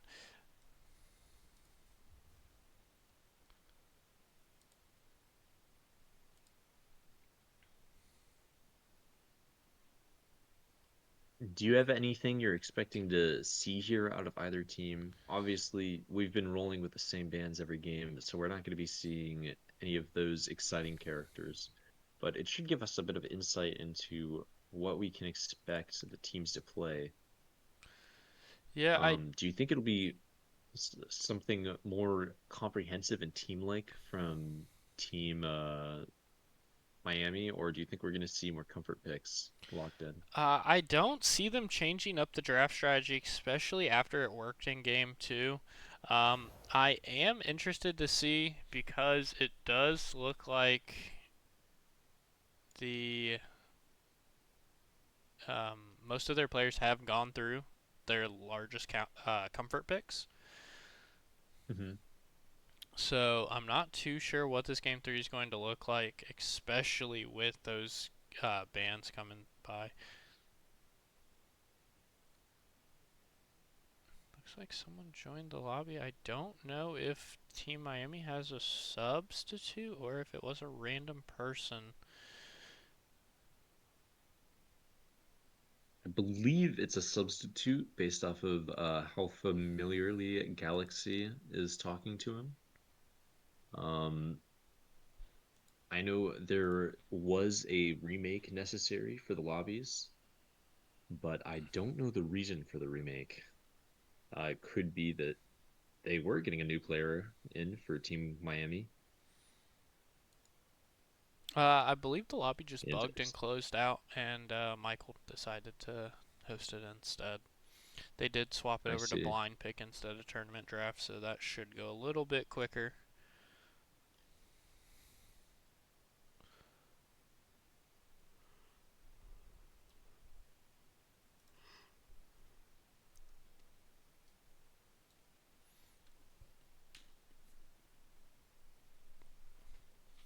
Looks like we are just waiting for that ADC player, legendary gamer, to join in. So this may be a little out of left field. How do you feel about the new Arcana skin line, or not skin line, but the new skins added to the skin line? We've got Zillion, Karthus, and Aurora just dropped, and I'm curious about your opinions on them. Let me take a look. Let's see. I typically really like the Arcana skins. They have very nice splash arts, but let's take a look at these. I am just waiting on it to load. I think all three of these are characters I've put time into just a little bit. Karthus less so than the other two, but I am always happy to see additions to the Arcana skin line and new skins for characters I like, especially Aurora, who has only a couple of skins. I think they look pretty fantastic. I like the Karthus one. I feel like his mask and like what would you call that thing on his head? Whatever, his helmet is super unique looking compared to a lot of his other skins. I appreciate something that stands out like that. Yeah, it is very different. Um,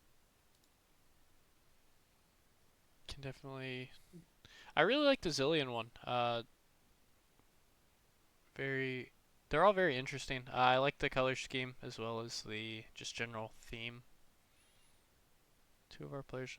Looks like some connection issues from UM side of things.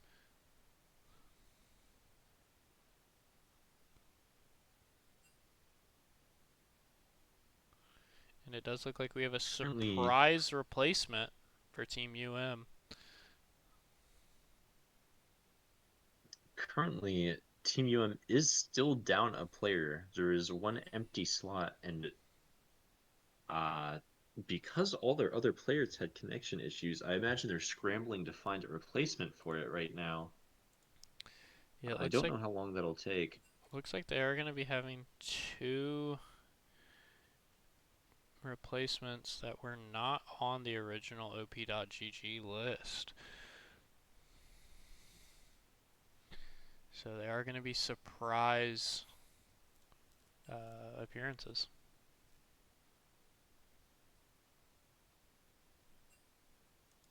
Do you think that I'm Mr. Bear is a random, or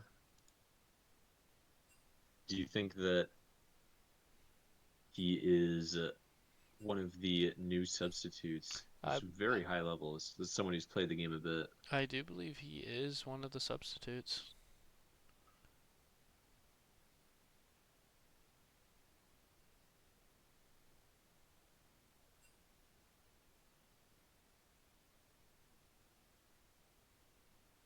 Looks like we're about to find out. Get excited, get hyped. New multi-search just dropped. I know I am excited. I love looking at these. Nothing makes me grin ear to ear more than a new multi-search, especially when it's just I'm Mr. Bear and fading QQ. It does look like we have all our players ready, so I expect draft to be pretty short, pretty shortly. Draft to follow this pretty shortly.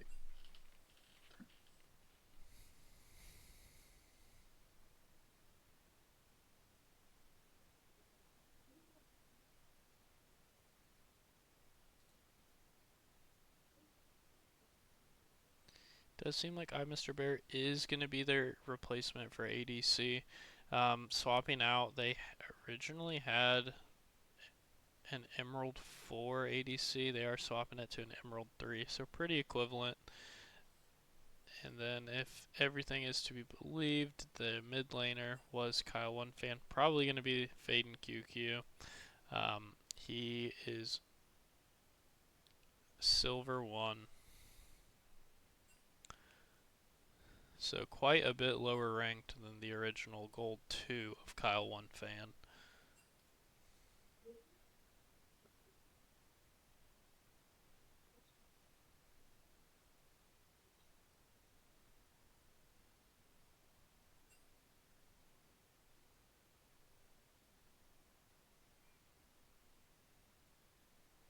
of drama going down in the chat. I Mr. Bear seems to play mostly Lucian in the ADC role. He does play Twitch and Jhin, but Lucian seems to be his favorite. And you haven't seen a Nami pick come out, so I do think it's within the cards to see a wonderful Lucian Nami this game. Yeah, I know And I Oikawa does imagine, also play sorry, go on. Nami, so they may try to steal it away, given that his main champions of Blitzcrank have been taken. He could take a Bard pick as well, but I do believe we may be seeing him on Nami. I also expect to see Faden QQ on the Anivia. It seems to be like the only mid laner he plays. This guy is also a big ADC player, but I feel like Anivia is a very safe pick. It's something you can, once you've gotten your first back at least, it's something you can sit and chill with a little bit. Um, we do have it confirmed. Fading QQ is in the mid lane, and I'm Mr. Bears in the ADC role. You're completely correct with your assessment of the new players.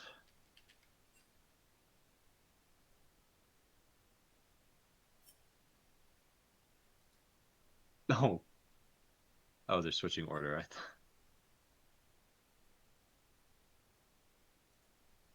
I was worried for a second there. I am not gonna lie. Yeah, it seems like he was trying to switch order, but didn't know. Oh, I guess spectator was full. Um, they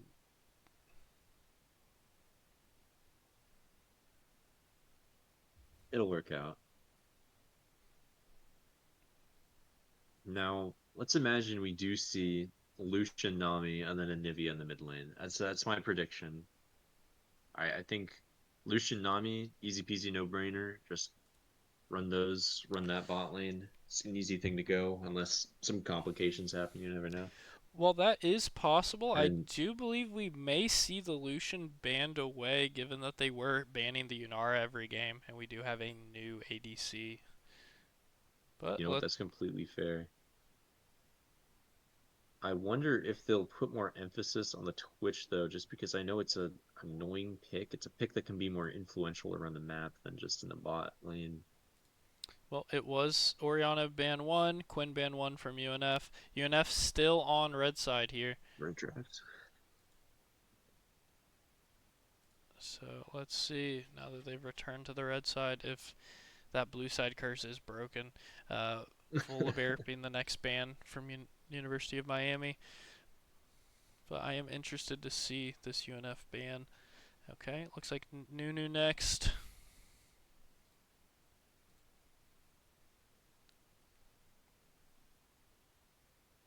I am so curious for UNF's third ban. Personally, I would just ban the Anivia, make the mid laners suffer as much as possible, win the game through Jack Frost. I feel like that's the best way to go for these new set of players. It's definitely possible. It's probably going to be that Anivia ban, but it could possibly be the Lucian ban, given that Mr. Bear, does seem to be quite proficient at ADC. They may not want him on that champion.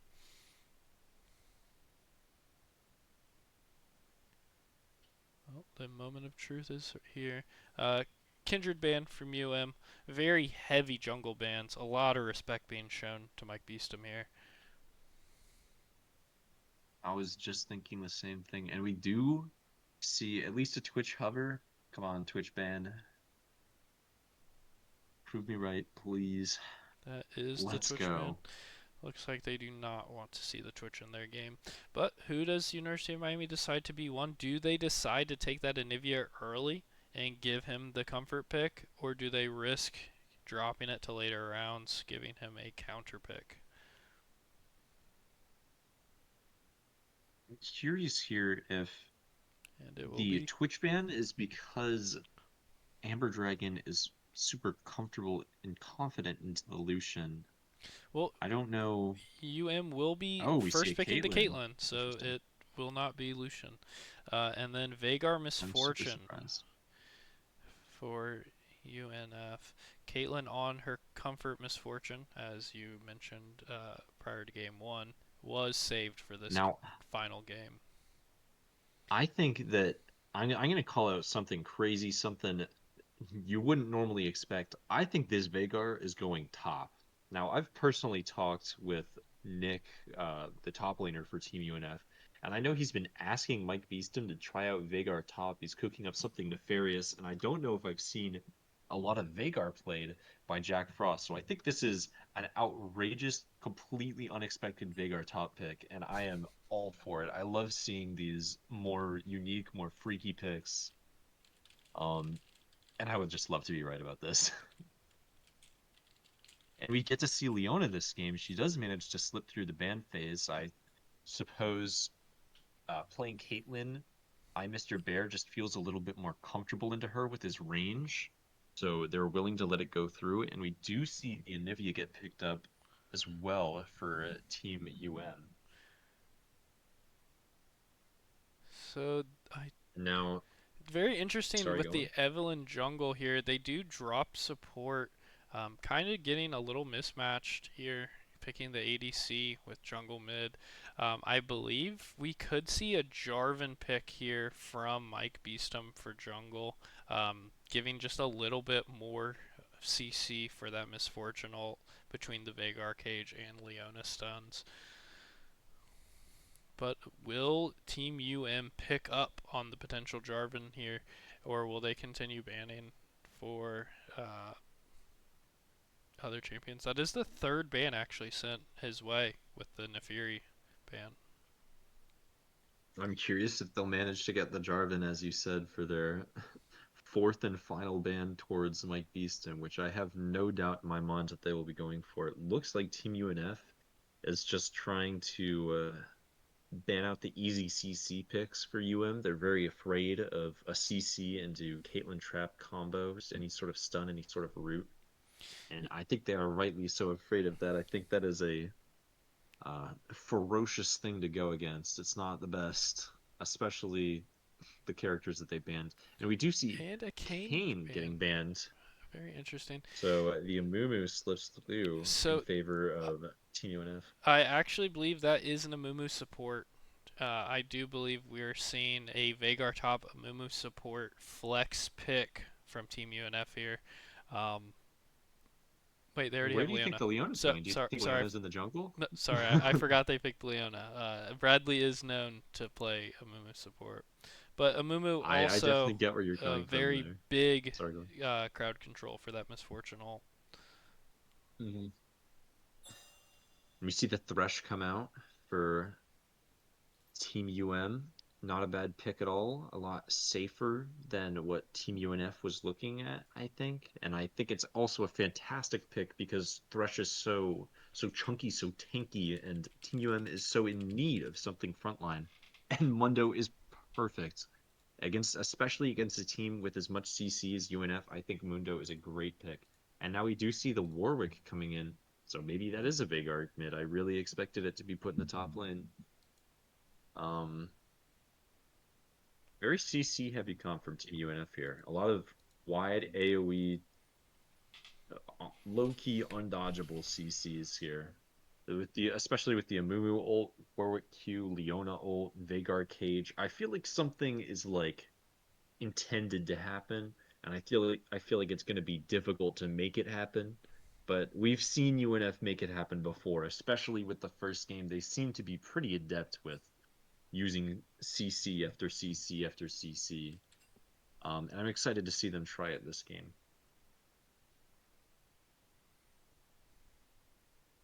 Honestly, I really hope I Mr. Bear is a good ADC. I really like seeing Caitlyn gameplay, especially as of late.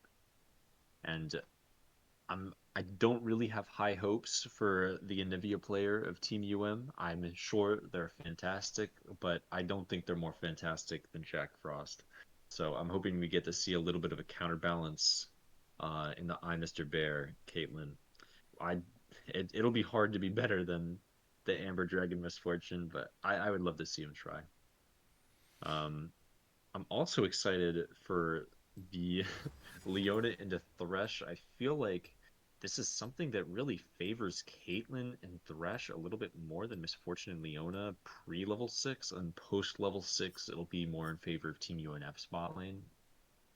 Um, I've never seen Nick pull out the Warwick top. I don't know how good that is into Dr. Mundo. I'm actually checking right now.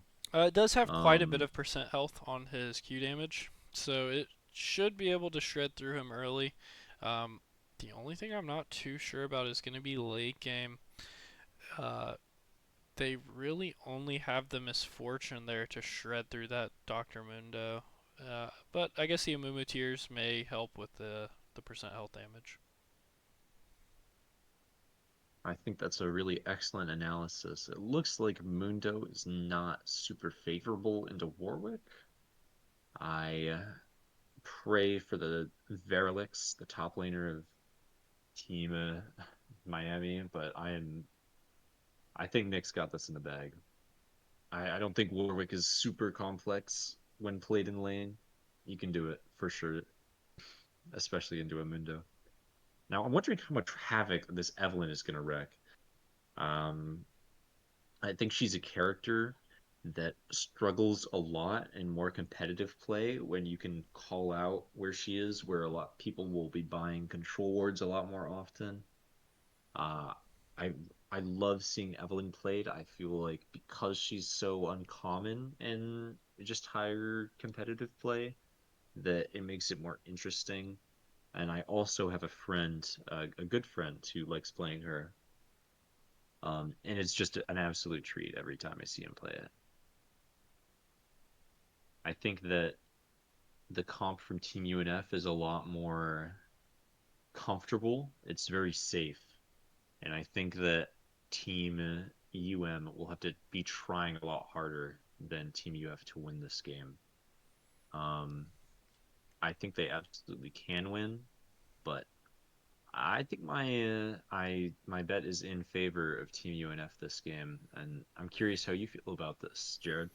So I do believe Team UNF has the comp that's just a little bit easier to execute here. Given that really as long as they get a couple big CCs, which isn't too hard when you have Vagar, Leona, and Mumu, that Misfortune only has to press R and it can seriously turn the tide of a fight. That ability does a lot of damage, especially when you're just stuck in it.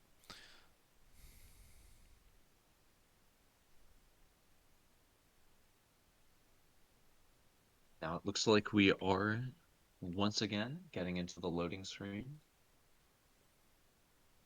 A delay has caught up, and we will be witnessing the game very, very shortly. What do you think was UNF's big downfall the last game? Do you think it really all attributed to that one fight that went poorly for them, or was it a sort of continuous effort for I Team think UM? they were just being outplayed a little bit by Team UM. Team UM just seemed to kind of have their number in that game. Everywhere they went, it seemed like they had an answer for anything Team UNF was doing. Hmm. I think the Vagar into Anivia pick is really interesting. I was wholeheartedly expecting that to be a top lane pick. Um, I think Anivia is a character that, much like Vagar, wants to sit back and scale, and both of them do scale quite well. Um, but Anivia is really, really, really quite favorable into Vagar. So this could be Team UNF throwing fading QQ a little bit of a bone. Obviously, um, rank wise, he's a little bit less immediately impressive than most of the other players in the lobby, but I hope it's not an underestimation by Team UNF. I think this is going to be a tough lane for Jack Frost. We'll see if he makes it look tough, but I don't think it'll be easy. And it looks like this game Team UNF is not going for their signature 4-man, 5-man invade. Both teams will be 5 pointing. Um, fearing the hook from the Thresh, I would imagine.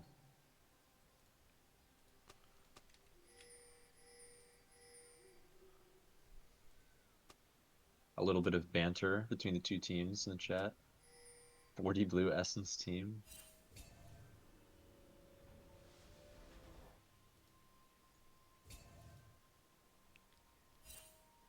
It's standing in the mid lane as quite the Did your centerpiece to game this just team. freeze? It did. It did. That's unfortunate. This has happened a couple of times before. We both just have to exit the game and then like join from someone on our friends list. Okay, I'll do that real quick then.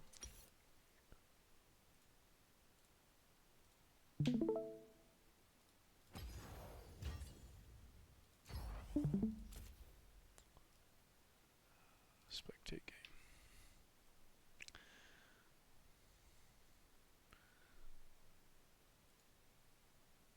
Sorry about that, folks. It looks like there was slight technical difficulties. Just a minor issue with the League client is what it is. It's a small indie company that can't squash every bug that happens in their game. It's no big deal.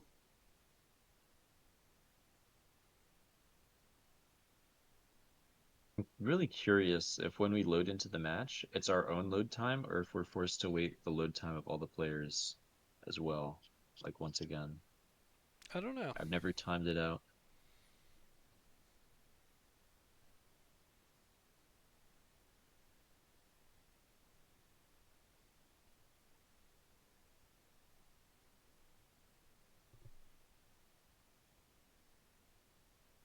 Now, something that I find a little bit interesting is Dexter Morgan, the Evelyn player, is mastery locked. He hasn't seemed to have played a whole lot of Evelyn. Um, I'm curious what drove him to choose this character. It could be that his pool is not very wide, and this is just a character he's tried once or twice, or I wonder if he has another account that he's played this character on quite a bit more. I think I'll let the gameplay speak for him.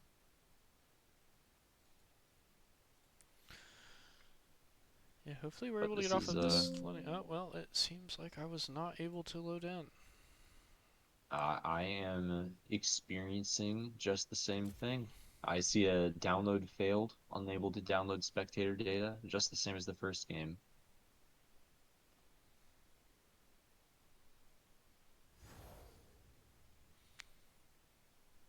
Hopefully we can get... Alright, there we go. Right back into game.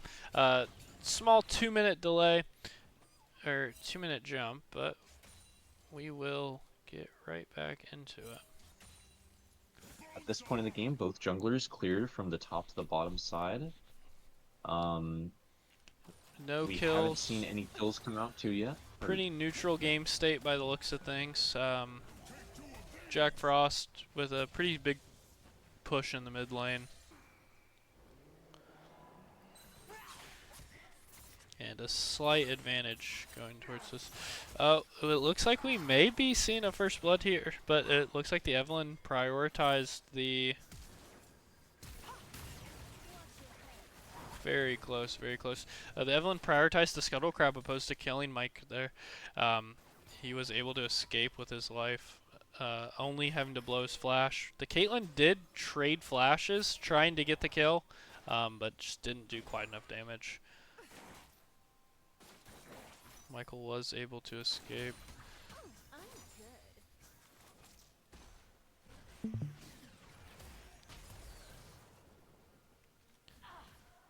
Very big trade for now, I don't know Veigar. how much experience Nick has on the Warwick. I think it's a character that's not difficult to play once you've played like one game of him in top lane, but he's very mana hungry, especially early. So I worry a little bit for how well he'll sustain against the Mundo, who he is currently losing trades to, which losing trades to early Mundo is not really what you want to be doing against that character. We do see him trade a little bit back, and it's definitely more favorable, but it costs a lot of mana. On the other side of the map, we see Galaxy on Thresh get his bone plating procced. Leona hits a root, a stun into a root, a pretty solid engage onto I, Mr. Bear. Amber Dragon takes the Looks. time to shoot down Galaxy, does manage to finish him off with the help of Leona's And Ignite. yeah, what we call his Ignite does get the kill there. Um, Picking up first blood for Team UNF. Now, 5.5 minutes into the game, Drake has spawned, and we see the Veigar for Team UNF use TP mid, obviously getting a little bit of a jump start in the lane prio. Team UNF's bot laners have yet to back, so I don't think we'll be seeing a UNF go for the Drake anytime soon. One second, I do Amumu is now taking just his first back, want to see when this or his second Anivia. So it looks like this Anivia accidentally flashes, possibly having teleport on the wrong key. back. That is super unfortunate. I've definitely been there before. Fading QQ, obviously a sub. Probably hasn't played in a custom lobby before and doesn't have their controls set up properly. That I think it's happened to me like twice. It's super unfortunate when it happens, but it shouldn't happen for the rest of the game, fingers crossed. Now we see Mike Beeston top side of the map while Drake is up. I don't know how well that bodes. It looks like Evelyn just cleared his raptors while he was clearing a ward. Evelyn also looking to be pathing top, possibly targeting a gank on the Warwick. Yep, it does look like they are going for the gank here. Let's see. He is unaware that One thing I've she's there.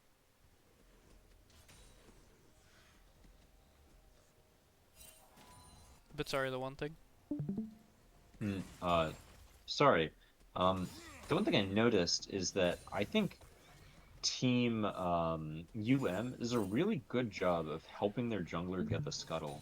Like every time the jungler goes for a scuttle, there's a teammate like hovering her or hovering him, whoever, hovering at Dexter Morgan to help get it. Um, it's just something I've noticed consistently across their games, and I think it's really nice to see. Like already we see Evelyn with like a small CS lead, and I think it's in part due to how well her team bodyguards are for it. Warwick does almost kill Now we Mundo there, forcing the ult out. Looks like their Team UNF not going to be able to contest this Void Grubs, possibly unaware that it's going on. But it is too late now, as she does get there behind. Well, they do pick up the kill and get the third, so not too bad, but team and big fight in the bot lane. Looks like the Misfortune did ult the wave to prevent the dive.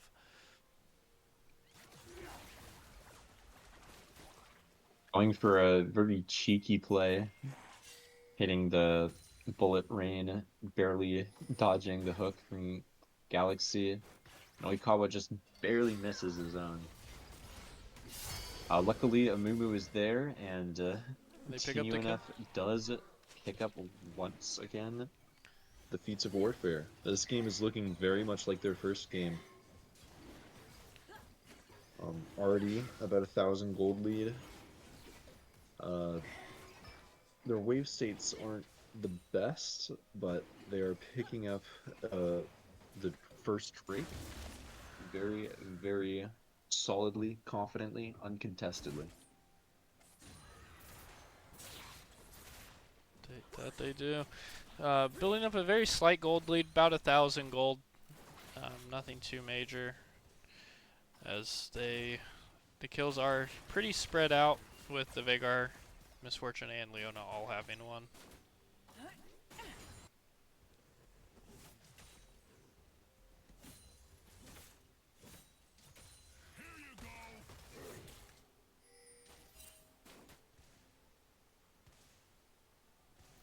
Now the game returns to a neutral state. Both teams are waiting for the Rift Herald to spawn on the top side of the map. We see Nick on Warwick roaming down possibly to mid lane to look for a kill on Fading QQ. Jack Frost does not manage to hit his cage, but the Warwick ult comes out. We see a flash forced from the mid laner of Team UM. And big And ult he there does manage to from survive. Amber Dragon, forcing the flash and barrier. Full sums gone from their bot lane, and then trading away. Oikawa does get hooked by the Thresh, but manages to walk away with his life. Yumumu's now walking down with ult and flash ready. Looks like An he will absolutely flash. fantastic hook by Oikawa, hits the Thresh, and manages to turn it into a kill. Really good hook by Oikawa there. Very good. And now we see Dexter Morgan on Evelyn lurking around Nick in the top lane. I don't think he knows she's there. I think he's going to pay the price for it right about now. He does blow flash, but unfortunately, he does fall. Both Mundo and Evelyn use ults there. Mundo ult, a little bit unnecessary, but I guess it does keep him healthy in case there are anyone coming up to intervene. Oh, and with the chain CC, the Caitlyn does fall as well, trying to defend her tower. Mr. Bear killed in between the tier 1 and tier 2 in bot lane. It is not a good feeling to get sectioned off the tower so solidly. And it's just gotta suck for morale. I think Rift Herald should be spawning. What does it spawn at? 14 minutes now? It will spawn in 2.5 minutes. So yes, 15. Okay. Then is Drake up sooner than Rift Herald? I'm sorry. What do you press to see the timers on the map? You I'm press not I, as familiar with the spectator controls. and then the objective timers. Huh, thank you so much.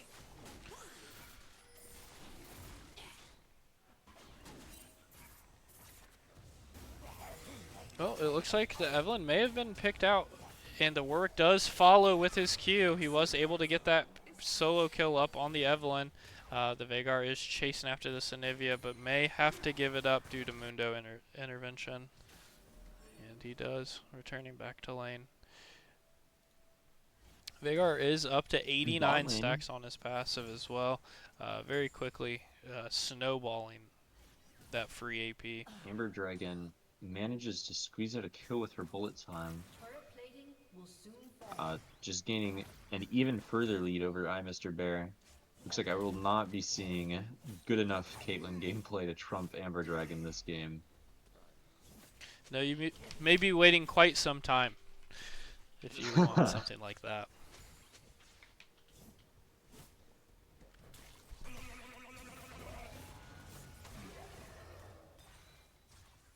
All lanes from Team UNF in a very strong winning situations.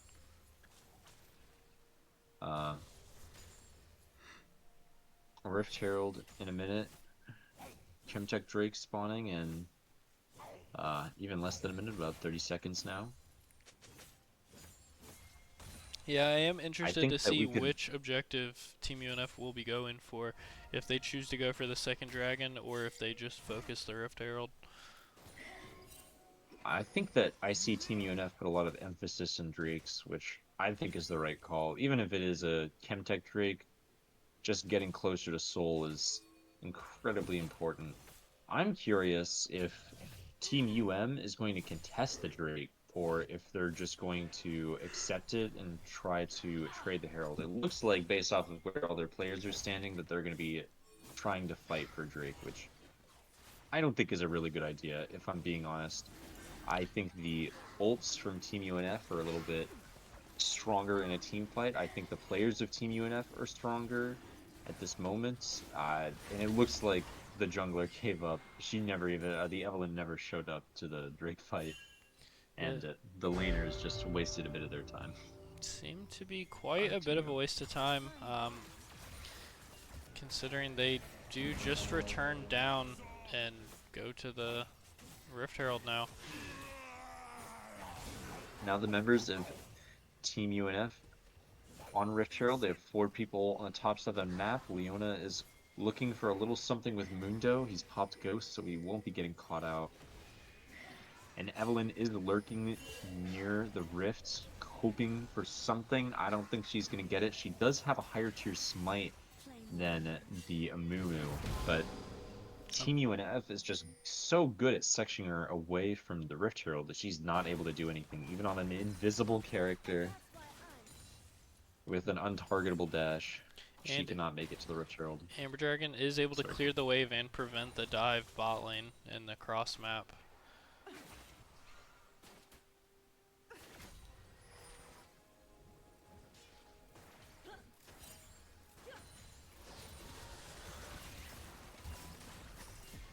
Galaxy gets caught out on Thresh by Amber Dragon's Bullet Crane.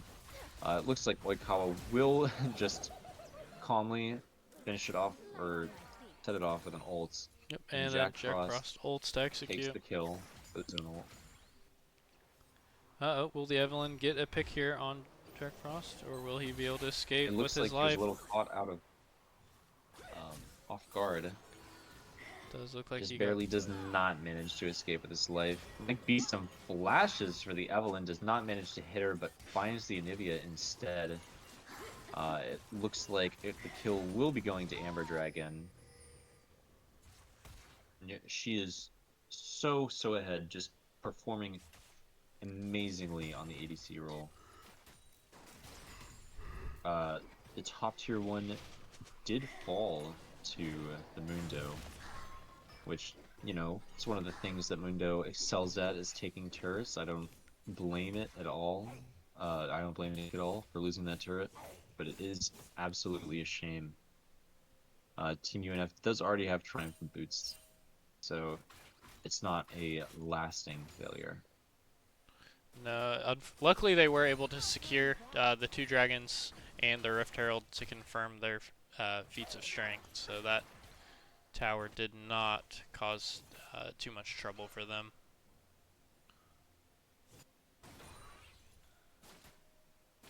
Looks like Michael is still holding on to that Rift Herald, kind of choosing where he wants to place it.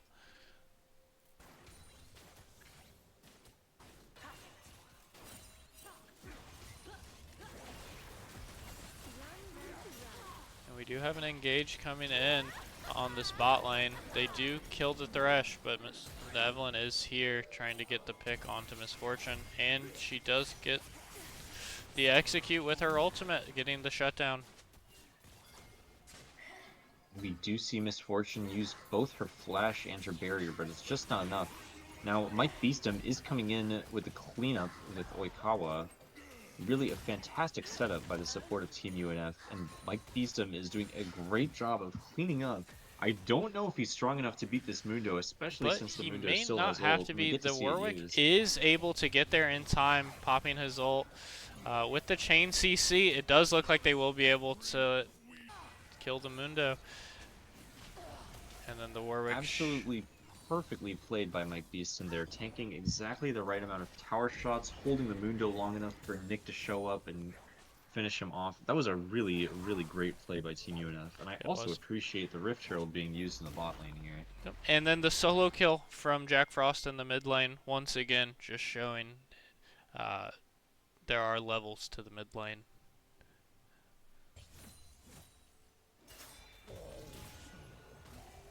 Now, despite it all, there's only about a 2.5k gold lead for Team UNF here. I am honestly surprised. I'd expect it to be a lot more. They're playing like it's a lot more, and it looks like it's a lot more. But they're really doing so much with what they have. Yeah, Team UNF definitely has a much stronger comp with the CC. I think Team UNF just needs to keep playing these heavily synergistic kind of crowd control comps. It seems to really fit their playstyle. I think the first time I saw them play something like this, it was a bit of a disaster. They could just never get off the combo that they were trying to get. But I think the practice has really paid off. Just every single time they've been running these comps, it's been looking really nice. They are starting the Drake, and Evelyn is on the opposite side of the map, so this will be yet another Drake gifted to Team UNF, no contest. Now, we'll have to see if Nick is in any trouble. I don't believe the opposing team is really looking for him, and I don't know how easy it would be to do a little tower dive on a Warwick, but So we it is might see him in trouble here.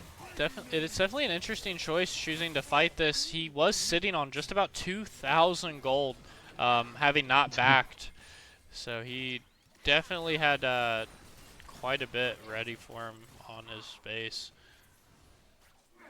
I think the plan might have been that he distracts the Evelyn long enough for his team to take Otacon, which is exactly what they're doing right now. Once again, another objective completely uncontested.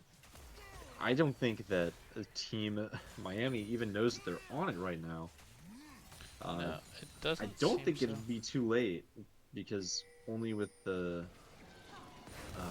Leona assisting him, Mike Beeston clears it pretty slow. It's just barely in the nick of time, and Evelyn is cut down. Oikawa just performs amazingly on the Leona. You can really see why it was banned the first two games. I don't see why it wasn't banned the third, if I'm being honest. Yeah, it seems like those 4 bans towards Michael just weren't enough. They may have needed to use all 5 on him.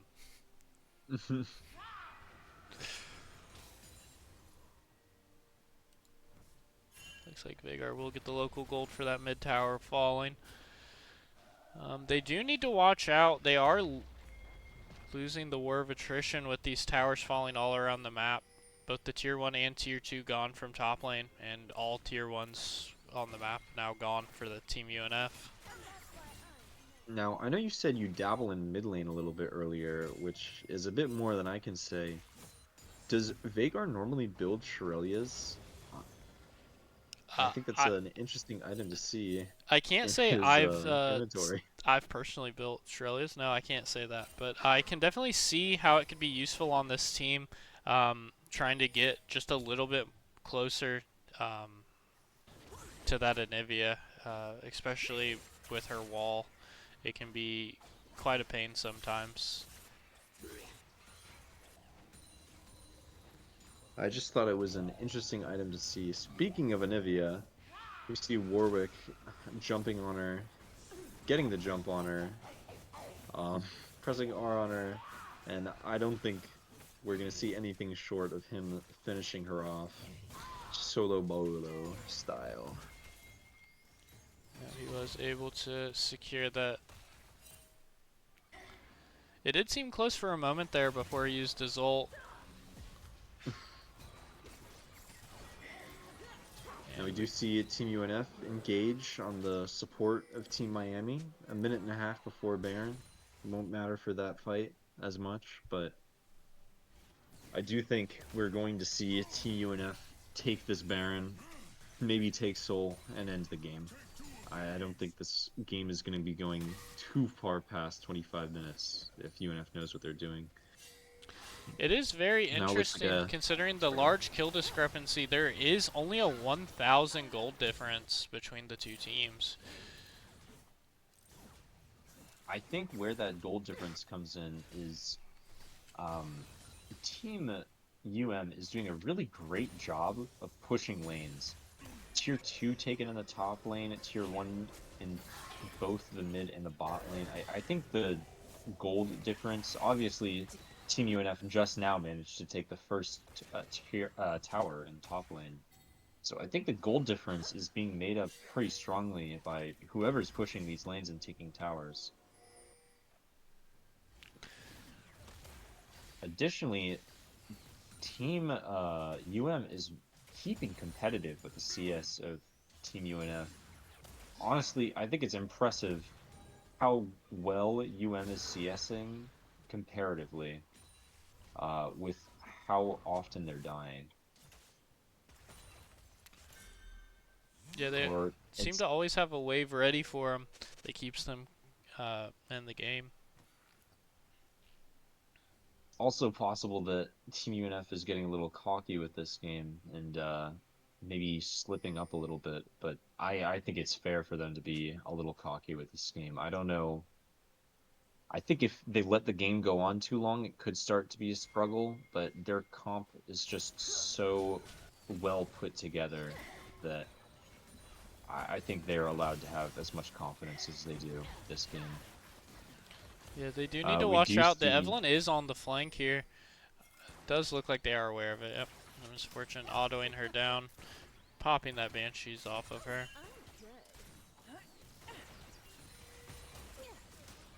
now while this scuffle in mid lane is going down, Mike Beeston is comfortably taking Drake. And this is Cloud Soul for Team UNF.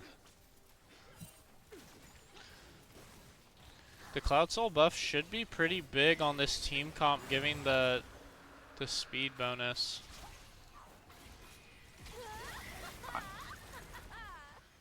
Misfortune rips ult almost looks like it's just for the speed bonus. It doesn't really do very much.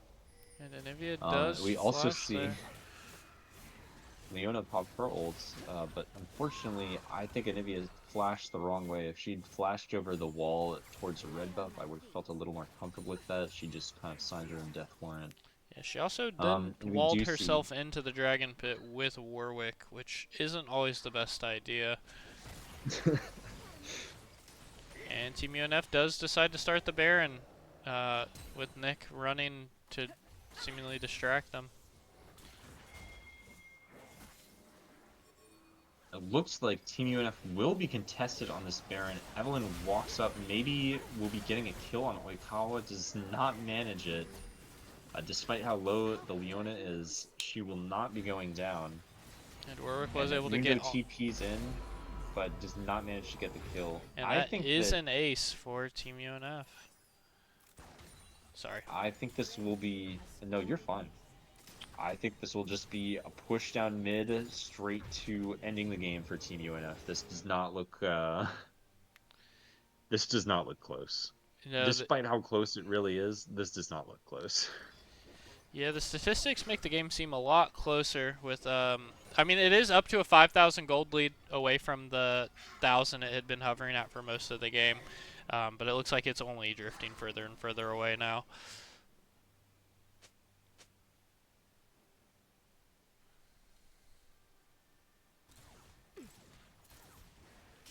Now, this is smart, I think, from Team UNF. Instead of just 5-manning mid, they were splitting their members across 3 lanes. I think the team that splits better wins generally. I think it's why Team UM had such a close gold lead, so many towers taken.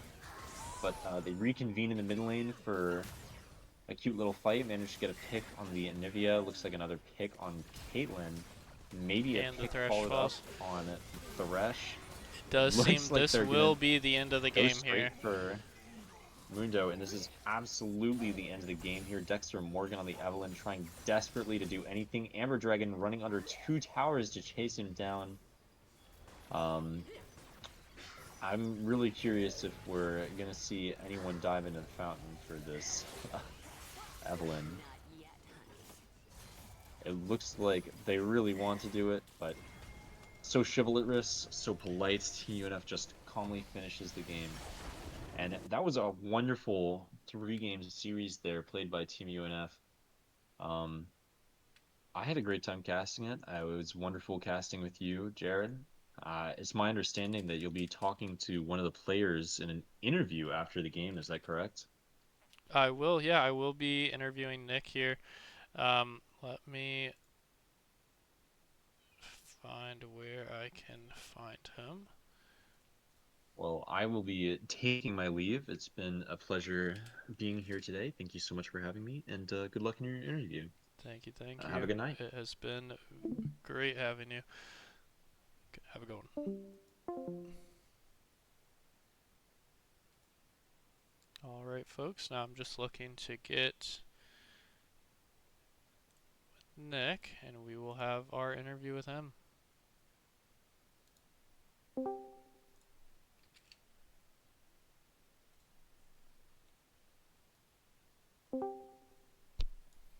Hey Well, man. congratulations, Nick. How was Thanks. how were the games? How'd you feel You during the games know, today? the first was obviously very good. Um, I got to whip out the Kennan, which we've seen pretty good results with in the past. But I really loved they banned out our Oriana, which we usually go, but that left open the Galio, which is Tyler's favorite. So it just really, and then Caitlyn got to play Seraphine too. That first game was so fun. Yeah, it looked like you We all got guys to play. yeah, you guys were going pretty crazy with the wombo combos there. Yeah. Multiple fights of Seraphine ult into Kinnan ult into Galio ult, just kind of frying them. Um, Yeah. as well as a couple solo kills I saw. Um, you got a good couple kills on the Kinnan as well as the Warwick. How did you and your team prepare for today's matchup? Any specific kind of ideas going into it? So, yeah, we had played against them in Battle for Florida um, previously, but they completely switched up their roster besides like two people. So it was kind of hard to tell like what they were playing. I think Verilax, the top laner, was from their last set that we played against them and like their support. But we were just basically like, since our team's still pretty new, we were just like, we always during scrims and stuff, we just try to iron out like who's good at what and what we can like what kind of combination of people can we get to like achieve what we want to, like Michael's kind of like the mastermind a little bit of like our team comps and like what the objective is, and we kind of are like trying to figure out, like I'm an ex mid lane player, so like characters like Kennen are gonna be stuff that we're trying to look for. um Okay. so yeah, I guess we're just like trying to figure out what works and what doesn't. Well, I So know that's what we've been the trying. second game wasn't quite as hot for you guys, but I do have to ask about that tower dive play where you did end up killing the Irelia. Any comment on that? um Yeah, I mean, I was. It's a really hard matchup. Nar Aurelia. I kind of knew that he was going to play Aurelia, and I almost actually played Trundle that game. But yeah, it's just any kill on Nar is a fun one for me. I love Nar. Um, yeah, it was just it was the one I I don't really remember uh the tower dive. Um, too well, but I'm sure it was great. Okay. Um, But yeah, and what were some of the key factors you would say that contributed to the team's win today? I think our communication's gotten like a lot better over time. I think it was really poor at the beginning with like the new kind of squad that we put together. Um, I think the communication came in a lot. I think we're finally starting to figure out like what people really want to play. Like that first team and the third comp that we had is kind of like stuff that people just really wanted to play, and we kind of figured out how to like put it together, I guess. So that was kind of what like led us to that kind of conclusion. Okay. And then, so what kind of adjustments did you guys make considering you won the first game, lost that second one, but then dominantly won that third one? Yeah, so whenever we play red side, we try to go for the wombo, which any kind of combination that we can. They from the beginning they were banning the Oriana, which is kind of like the centerpiece of wombo for us. So we had to really figure out what Tyler, our mid laner, was gonna play. So we had to think about like what works with Galio and playing like a more like, and then me going Kennen for that like AP damage, and then we decided to go with Seraphine APC um, to like really just hammer the damage because usually it's Misfortune, but we decided to ban out the Misfortune and go for a little more CC. Um, and then the second game, yeah, we just didn't really hit home on the adjusting. We're still trying to figure out our blue side, like what we want to do.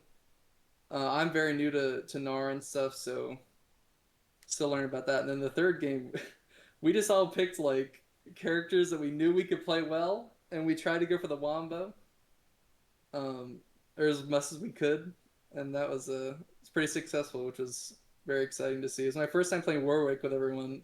I just mentioned it to Michael the other day that I liked Warwick, and he was like, "Just get on it." And I was like, "Okay." Well, seems like it worked out well. You did very well into the lane on Mundo, and then later in, you hit a flank and killed the Caitlyn during that Baron fight to really secure the game. Did you guys see me follow the Evelyn over the wall with the Yep, Warwick I, Q? I did. Dude, that was so cool. It was a very That good was so use of awesome. the Q, just completely Yeah, that negating her flash. I know that was so cool. I was like exactly what I wanted to do too. I always see clips of it, and getting to do it was so awesome. Nice. And then, Yeah. how do you and the team plan on building on this win moving forward into the next set of scrims? So, like I said, we are a new team. We had played against Miami before, so we kind of knew what we were doing. But going forward, I think we're gonna take what we played into account because we played a couple new champs today, which is what Scrims is for, to try new stuff out. I think we're just gonna try to hammer home that communication we had today, and um, just try to maybe work in some of those characters like Vigar or Warwick or anything that really we thought worked, like maybe playing more Seraphine APC because Caitlyn is a support player, and just kind of like building with what we got, and seeing what works. We were all very happy with today because we had lost previously to them, so it was like our little get back, which was exciting. Perfect. Well, I'm sure it was very satisfying not only winning the series 2-1, but absolutely stomping them in the two games that you did win. Well, thank you, Nick. It has been great having you. Congrats on the wins. Thank you, I appreciate it. Thanks for casting. I was listening. You guys were having a good time. Perfect. I appreciate it. Thank you. All right. Yeah, have a good night, man. You as well. All right, everybody. Well, that was the games. Looks like a bright future ahead for Team UNF.